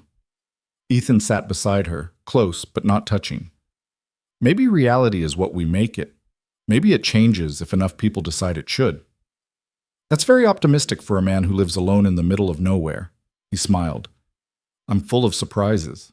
They sat in comfortable silence as darkness settled fully outside. Tomorrow would bring new challenges, new risks.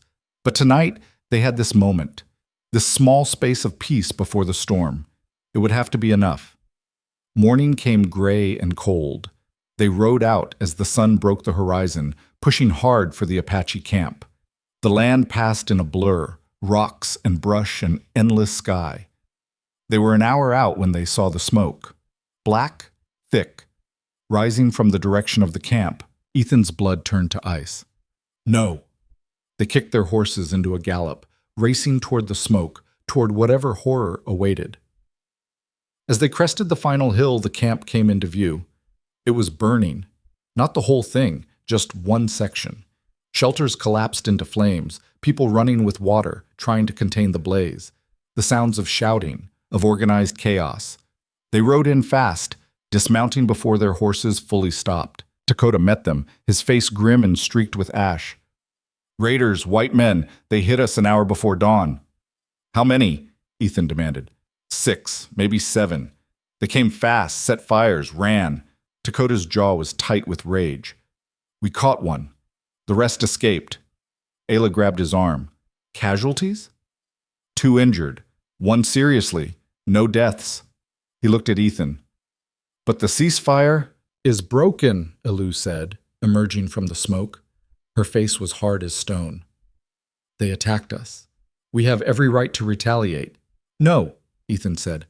This is what they want, what Carson wants, to provoke you into breaking the ceasefire so the governor has an excuse to authorize the offensive.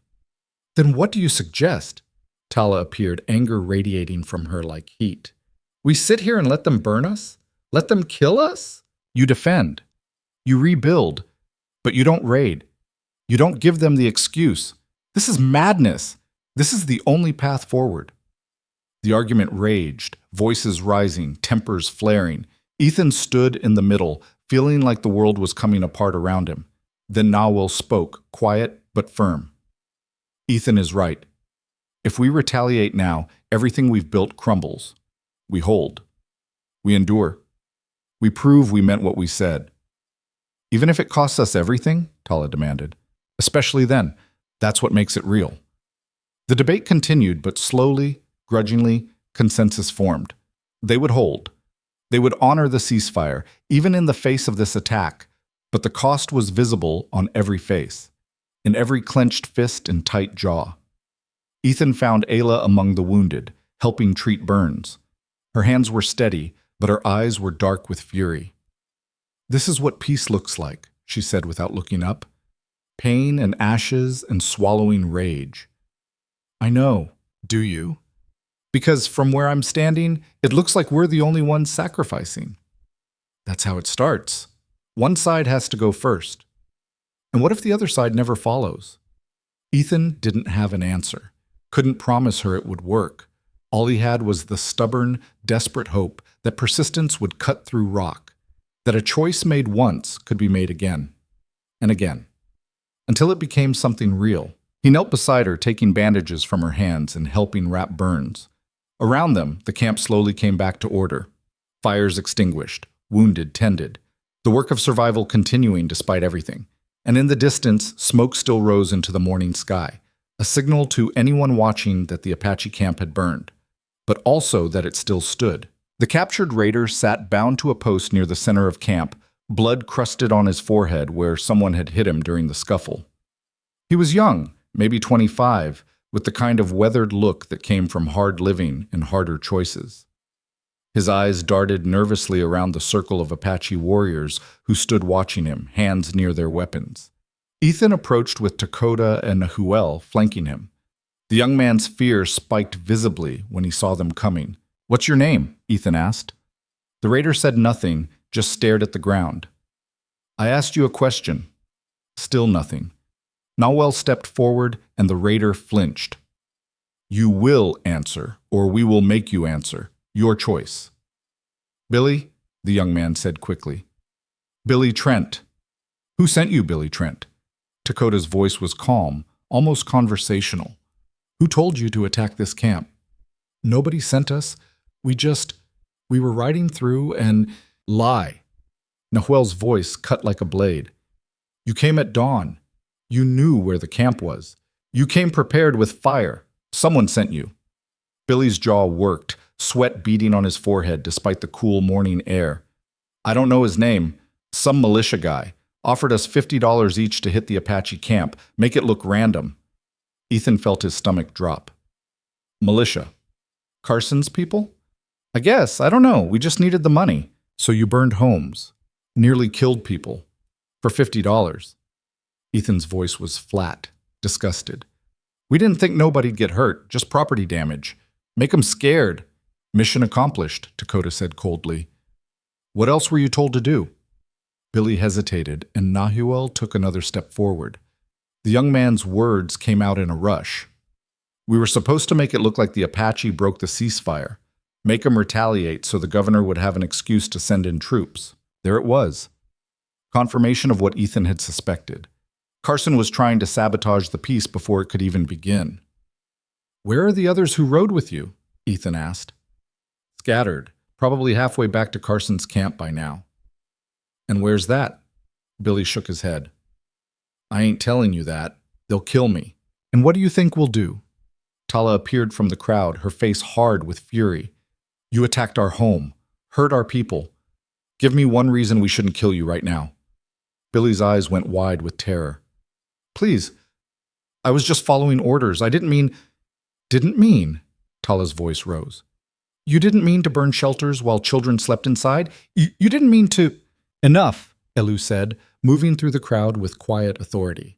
She stopped in front of Billy, studying him like he was a specimen she couldn't quite classify. "You are young, foolish, desperate for money." She paused. "But you are also useful." Billy blinked. "What?" "You will carry a message for us. To this militia commander. To Carson." "I can't. He'll kill me for getting caught." "Then you have a choice," Elu said simply. "Certain death here or possible death there. Choose wisely." Billy swallowed hard. "What message?" "Tell him we know what he tried to do.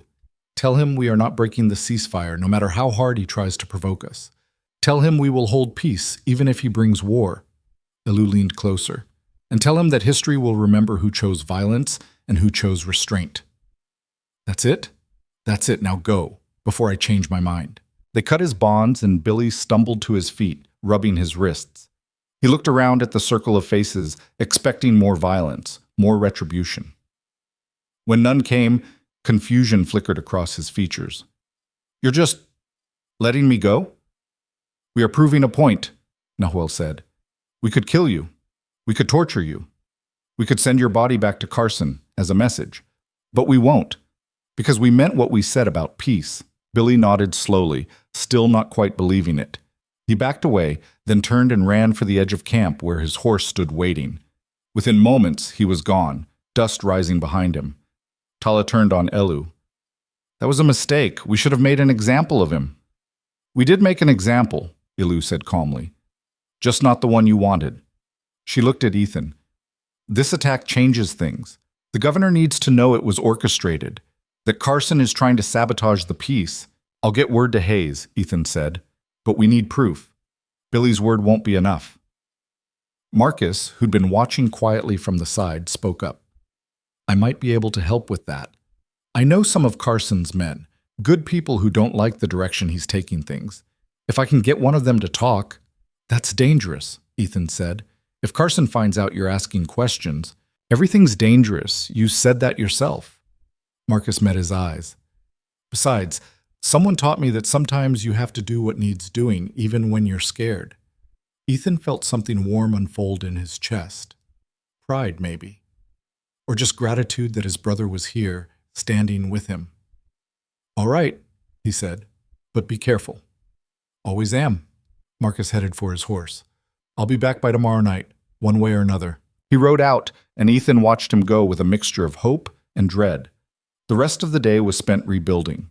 Ethan worked alongside Apache warriors, clearing debris, salvaging what could be saved, constructing new shelters to replace those destroyed. His hands blistered and his back ached, but the work felt good, honest. Like he was earning his place among these people rather than just occupying space. Ayla worked beside him, silent and focused. The anger from earlier had settled into something colder, more controlled, dangerous. "You're thinking about retaliation," Ethan said quietly, hauling a burned beam out of the way. "I'm thinking about survival. There's a difference." "Is there?" She stopped working, straightened, and looked at him directly. "You want to know what I'm really thinking? I'm thinking that we're doing everything right, and it's still not enough. We're the ones sacrificing. We're the ones holding back, and they keep coming at us. That's how change works. It's not fair. It's not balanced. One side has to be willing to take the hit. For how long? How many hits do we take before we're allowed to hit back?" Ethan didn't have a good answer. "As long as it takes." "That's easy for you to say. You're not the one whose home just burned." "No, but I'm the one asking you to trust me, to trust this process."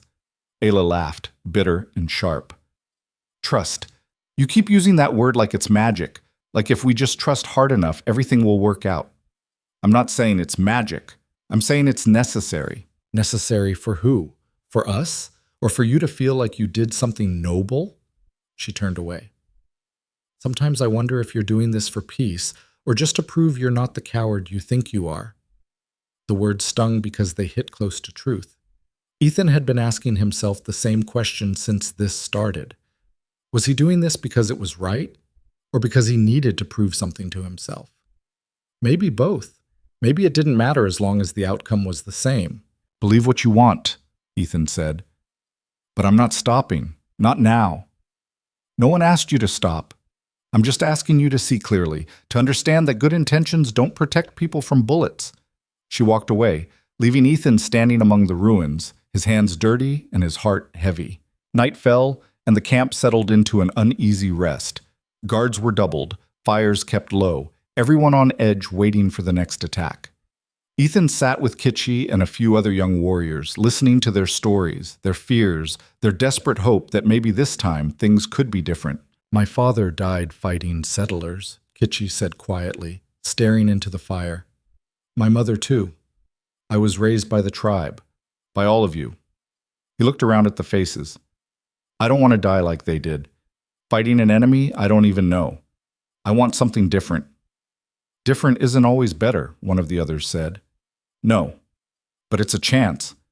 That's more than we've had before." Ethan thought about that, about how much courage it took to hope when hope had been beaten out of you by circumstance and history.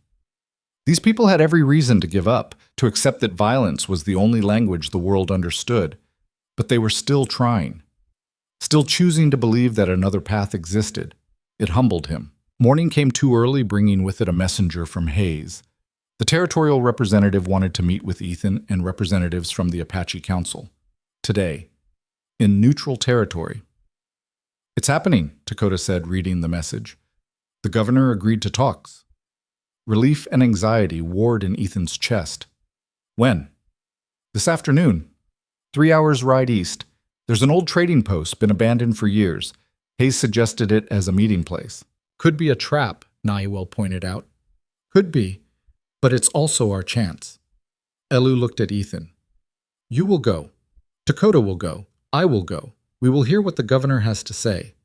And if it's not what we want to hear, then we will know where we stand, one way or another." They prepared to ride within the hour. Ethan checked his rifle, made sure dust was ready, tried to ignore the nervous energy thrumming through him. This was it. Everything had been leading to this moment. Ayla found him as he was tightening his saddle. "I'm coming with you. The council didn't... I don't care what the council said. You helped me. I'm helping you." Her tone left no room for argument. "Besides, you'll need someone watching your back." Ethan wanted to argue, but he was also grateful. Having her there, fierce and certain, made him feel less alone in this. All right, but stay close. Always. They rode out as the sun climbed toward its peak, 5 of them total. Elu, Dakota, Nahuel, Ayla, and Ethan. A strange group bound by necessity and hope. The trading post appeared on the horizon after 2 hours of hard riding. It was exactly as Hayes had described. An old wooden structure slowly being reclaimed by the land, walls weathered gray, roof sagging but still intact. Outside, several horses were tied to what remained of a hitching post. Hayes was there, looking nervous. With him was an older man in military uniform, not Carson, Ethan noted with relief. Someone else. Someone whose face carried authority but also weariness, like he'd seen too much violence and wanted it to stop. Cross, Hayes said as they dismounted. Thank you for coming. This is Colonel Webster. He's here representing the territorial governor. Webster stepped forward, extending his hand. Ethan shook it, feeling calluses that spoke of a working soldier, not a desk officer. Mr. Cross, I've heard a lot about you. Webster's gaze moved to the Apache leaders. And you must be the Red Sky Council. We are, Elu said, her voice carrying quiet dignity. We come in peace, as promised. So I've been told, Webster gestured toward the trading post. Shall we? Inside, the space was dusty but usable. Someone had set up a rough table with chairs around it. Hayes pulled out papers, documentation, maps. Webster waited until everyone was seated before speaking. I'll be direct. The governor is interested in your proposal, but he has concerns. Such as, Dakota asked, security, verification. How do we know this ceasefire is genuine? How do we know you won't use peace talks to gather intelligence for future attacks? You don't, Elu said simply. Just as we don't know you won't use these talks to learn our camp locations, our numbers, our weaknesses. Trust works both ways, Colonel. Webster nodded slowly. Fair point. But the governor needs more than good faith. He needs concrete assurances. We've declared a ceasefire, Nahuel said. We've been attacked during that ceasefire and did not retaliate. What more proof do you need? About that attack, Hayes interjected. We've received information that suggests it was orchestrated by militia forces trying to sabotage the peace process. Webster's expression darkened. What information? Ethan spoke up. We captured one of the raiders. He confessed that someone from Carson's militia paid them to attack the camp and make it look like the Apache broke the ceasefire. That's a serious accusation. It's the truth. Ethan leaned forward. Carson doesn't want peace. He wants war. He's been undermining this process from the beginning. Webster was quiet for a long moment. I'm aware of Carson's tendencies. He's aggressive, believes in military solutions to complex problems, but he's also effective at what he does. Which is what? Killing people? Ayla spoke for the first time, her voice sharp. Is that the effectiveness you value? Webster met her gaze. I value protecting settlers. My job is to keep people safe. And our job is to keep our people safe, Ayla shot back. But we're willing to try something different. Are you? The question hung in the air, challenging. Webster sighed, and suddenly he looked older, more tired. I've been a soldier for 30 years. I've seen more death than any man should, and I'm tired of it. He looked around the table. If there's a way to stop the killing, I want to find it. But I answer to people who don't share that desire, people who see the Apache as obstacles to progress. Then help us prove them wrong, Ethan said. Give us a chance to show that coexistence is possible. How? What are you proposing specifically? Elu spoke, her voice measured and clear. We propose a defined territory, land that is ours, legally recognized. In exchange, we agree to specific boundaries. We don't cross into settler territory without permission. We don't raid. We don't retaliate except in self-defense. And if settlers cross into your territory, Webster asked, we ask them to leave. If they refuse, we bring the matter to a neutral arbiter, someone both sides trust to mediate disputes. Hayes was taking notes frantically. This is actually workable. It's more structured than I expected. We are not children, Dakota said. We understand systems. We understand law. We simply want those systems to recognize us as equal participants, not as problems to be solved. Webster nodded slowly. I can take this to the governor. I can recommend it. But I'll be honest, there will be resistance. Powerful people benefit from continued conflict. They won't give up easily. Then we'll fight them, Elu said. Not with weapons, with persistence, with proof that another way exists. And if that's not enough, then at least we tried. At least we stood for something other than hatred. She paused. Can you say the same? The question landed hard. Webster looked away, out the dusty window at the empty land beyond. When he spoke again, his voice was quiet. My son died in an Apache raid 5 years ago. He was 17, just a boy. He turned back to face them. I spent years hating your people, wanting revenge, wanting all of you dead. The room went very still. But hatred is exhausting. Revenge doesn't bring back the dead, it just creates more dead. Webster's hands clenched on the table. I don't want any more fathers to lose sons, on either side. If this proposal can prevent that, then I'll fight for it. I'll use every bit of influence I have to make it happen. Ethan felt something shift in the room, a crack in the wall of mistrust, letting in light. Thank you, Elu said simply. They spent the next 2 hours hammering out details, boundaries, protocols, dispute resolution mechanisms. Hayes documented everything, his pen scratching across paper, turning words into something that could be enforced, protected, made real. By the time they finished, the sun was starting its descent toward the horizon. They stepped outside, blinking in the bright light. This is just the beginning, Webster said. The hard part comes next. Selling this to people who don't want to be sold. We understand, Dakota said. We'll do our part. You do yours. They shook hands all around, and as Webster mounted his horse to ride back to the territorial capital, he paused and looked at Ethan. You started something, Cross. Something dangerous and difficult and maybe impossible, but also necessary. He nodded once. See it through. Then he was gone, leaving them standing in the dust. Hayes lingered. I'll send word as soon as I hear from the governor. Could be days. Could be weeks. We'll wait, Elu said. We've waited this long. They rode back to camp as evening painted the sky in shades of orange and red. Ethan felt cautiously hopeful, like maybe they'd actually accomplished something real today, but the feeling didn't last. They were an hour from camp when they saw the riders approaching. Fast, urgent. It was Marcus, and he looked shaken. Carson knows, he said without preamble. Knows about the meeting, knows about the proposal, and he's not happy. How did he find out? Ethan demanded. Someone at the territorial office is feeding him information. I don't know who. Marcus's horse danced nervously beneath him. But he's planning something, moving troops. I couldn't get details, but it's happening soon. Nahuel swore in Apache.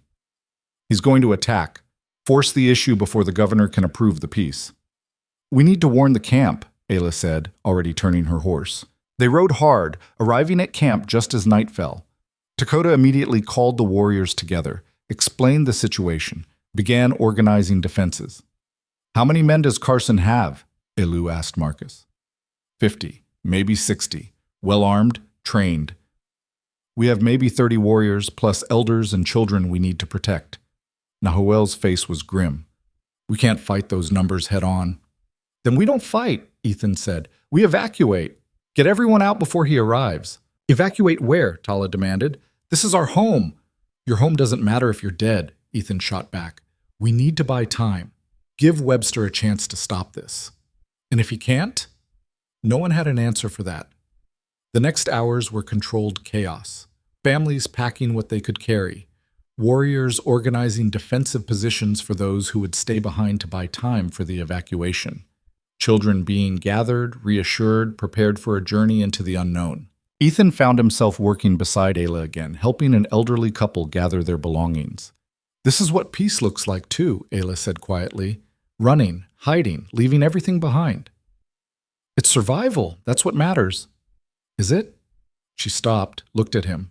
We keep sacrificing, keep compromising, keep giving up pieces of ourselves.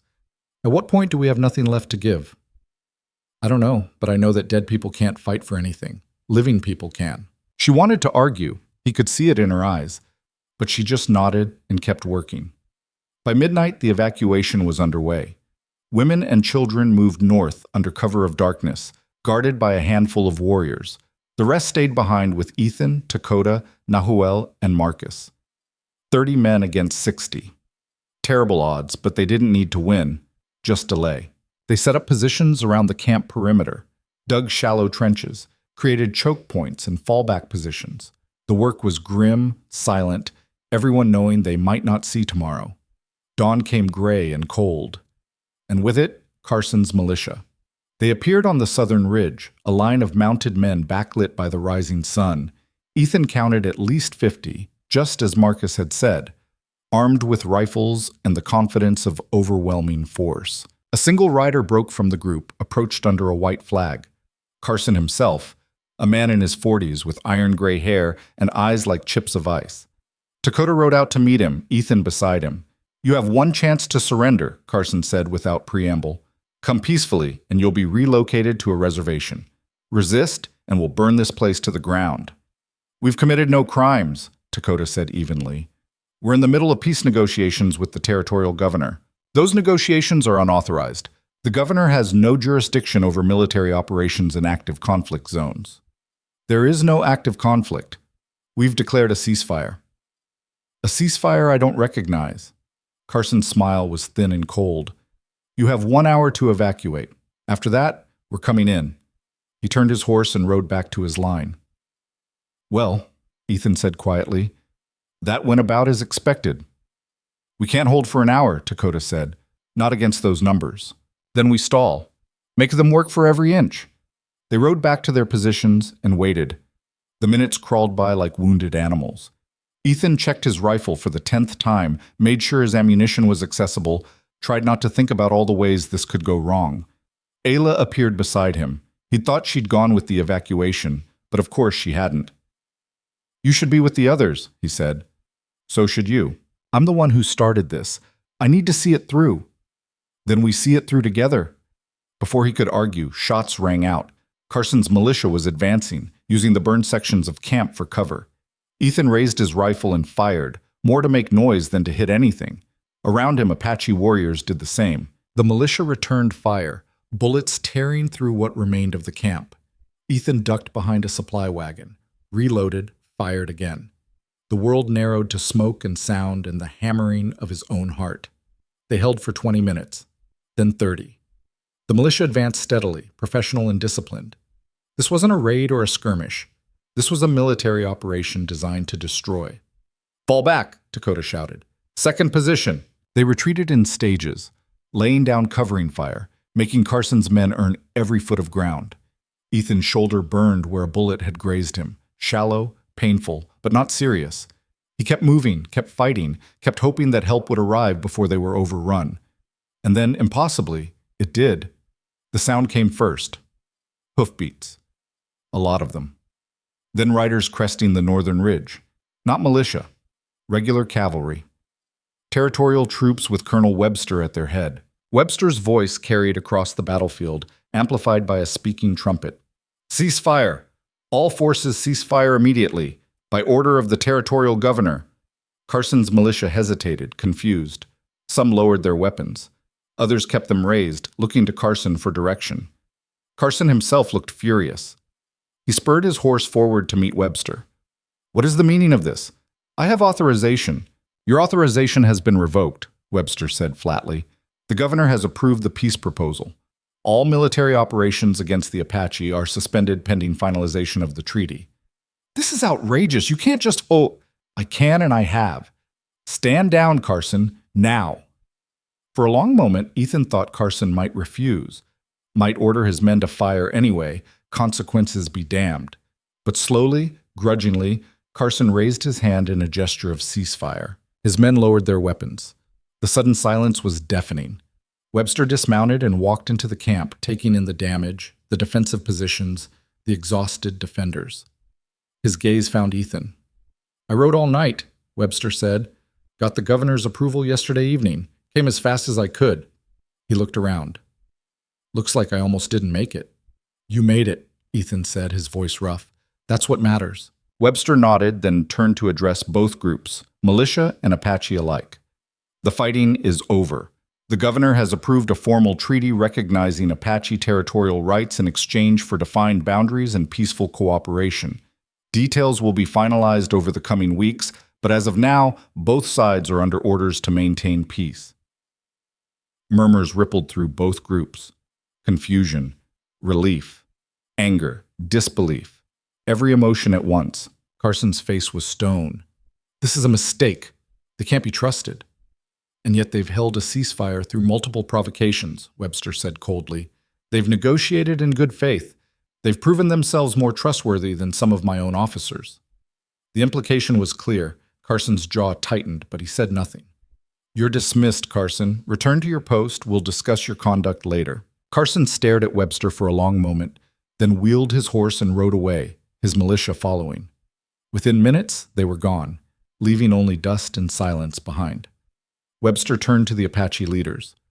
I apologize for the attack, for the years of violence, for all of it.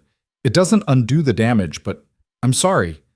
Elu stepped forward, her aged face unreadable. Apologies are words. Peace is action. Show us through deeds that you mean what you say, and we will do the same. Fair enough. Webster extended his hand. After a moment, Elu took it. The camp erupted in noise, relief, celebration, disbelief. Warriors embraced. Some wept. Others just stood there, stunned, trying to process what had happened. Ethan found himself surrounded by people. Dakota clapping his shoulder, Nahuel gripping his hand, Kitchi hugging him with unrestrained joy. Marcus appeared, grinning despite the exhaustion written on his face. You did it, Marcus said. You crazy son of a bitch, you actually did it. We did it, Ethan corrected. All of us. But his eyes were searching for someone else. He found her near the edge of the crowd, standing alone, looking out at the horizon where the sun was climbing higher. Ayla. He walked over, his boots crunching on the debris-strewn ground. She didn't turn, didn't acknowledge him, just kept staring at something he couldn't see. We won, he said quietly. Did we? Her voice was strange, not happy, not sad, just tired. We survived. We got a piece of paper that says we have rights. But nothing's really changed, has it? Everything's changed. Has it? Or have we just bought ourselves time until the next Carson comes along?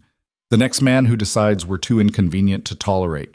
Ethan didn't have an answer, because she was right. This wasn't an ending. It was barely a beginning. The treaty was just words on paper. Making it real would take years, generations maybe. And there would always be people on both sides who wanted to go back to the easier simplicity of hatred. But standing there in the ruins of the camp, surrounded by people who'd chosen to hope, despite every reason not to, Ethan felt something he hadn't felt in years. Purpose. You're right, he said.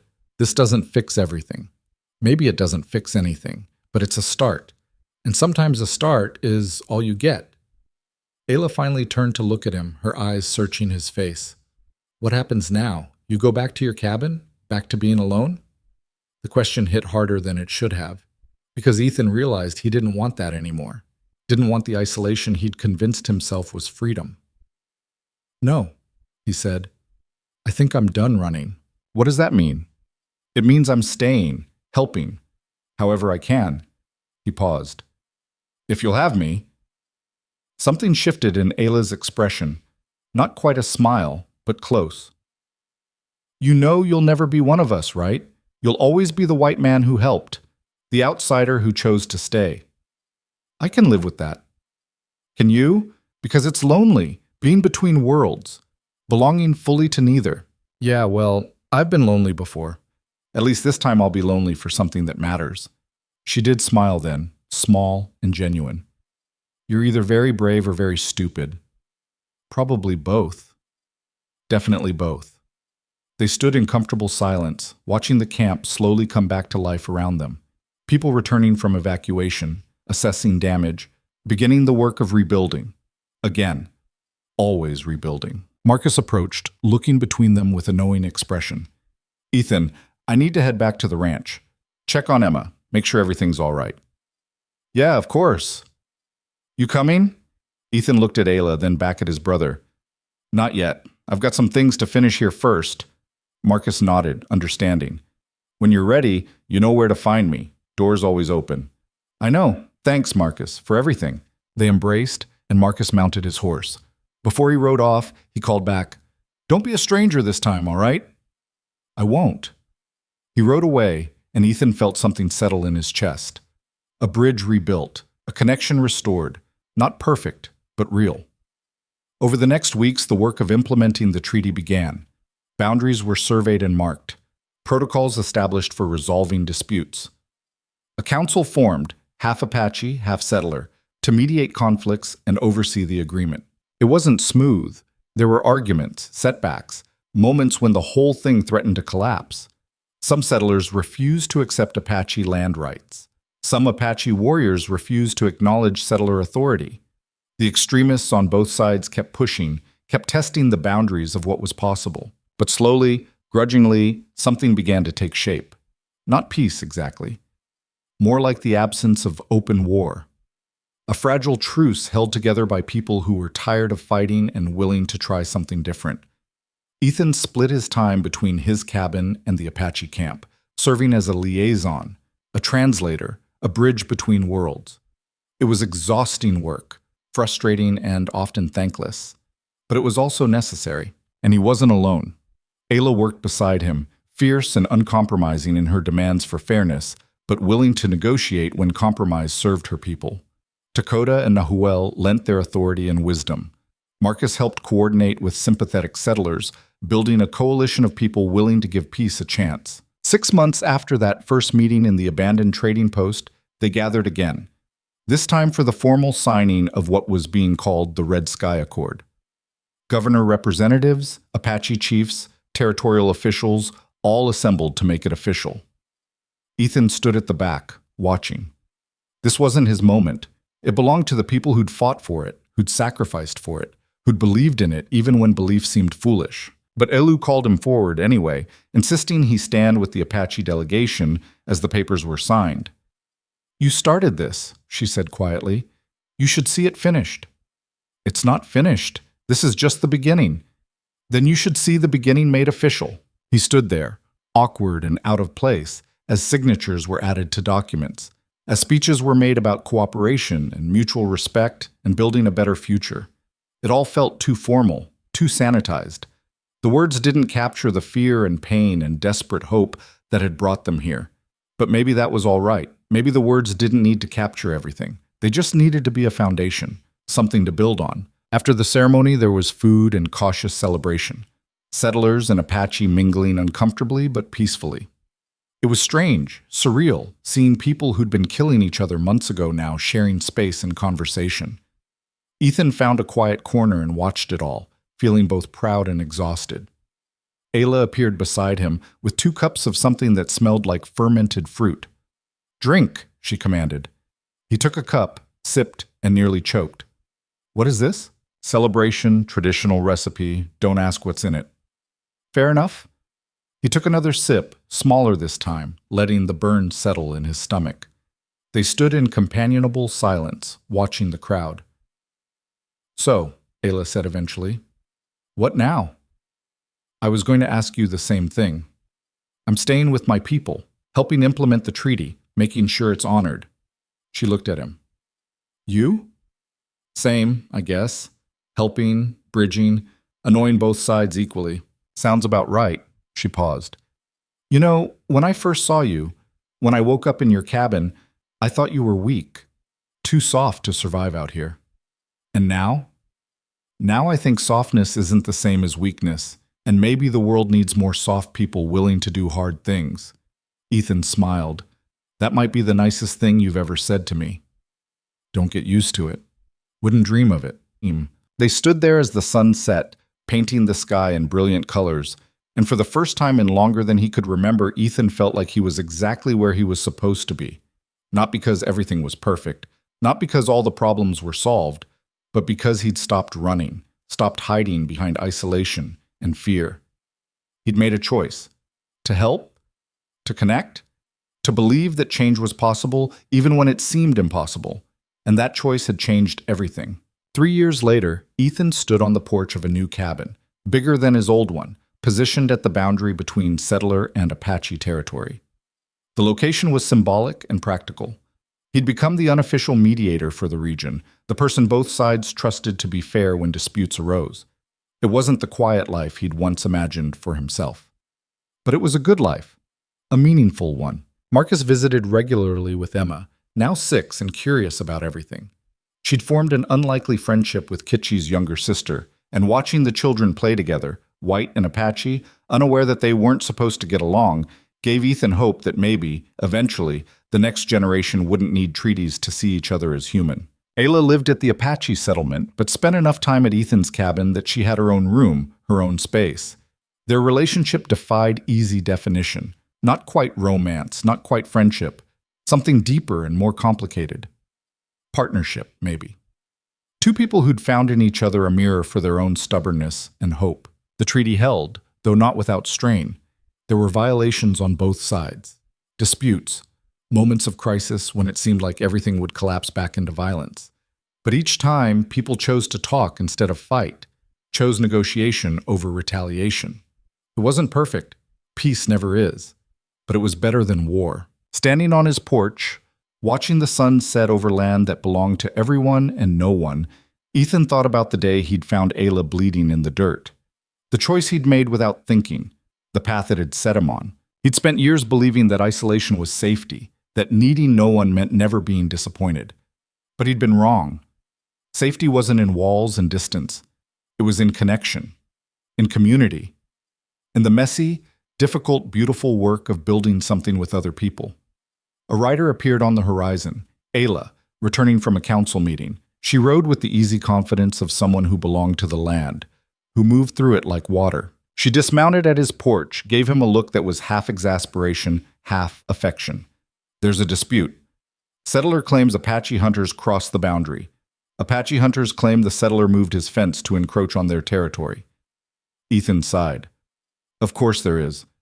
When don't we have a dispute? Never. That's the job. She handed him a rolled paper. Council wants you to mediate, tomorrow at dawn. Always tomorrow, never the day after tomorrow. Don't be dramatic. It doesn't suit you. She walked past him into the cabin, comfortable and at home. I'm hungry. Did you cook? When do I ever cook? Never, which is why I brought food. She emerged with a basket.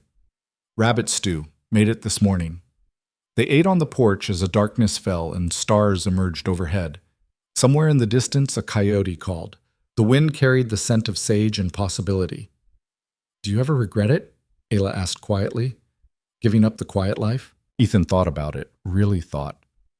No. The quiet was killing me. I just didn't know it. And now?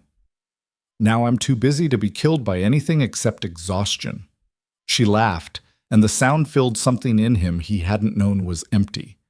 They sat in comfortable silence until the stars were thick overhead and the land around them settled into night.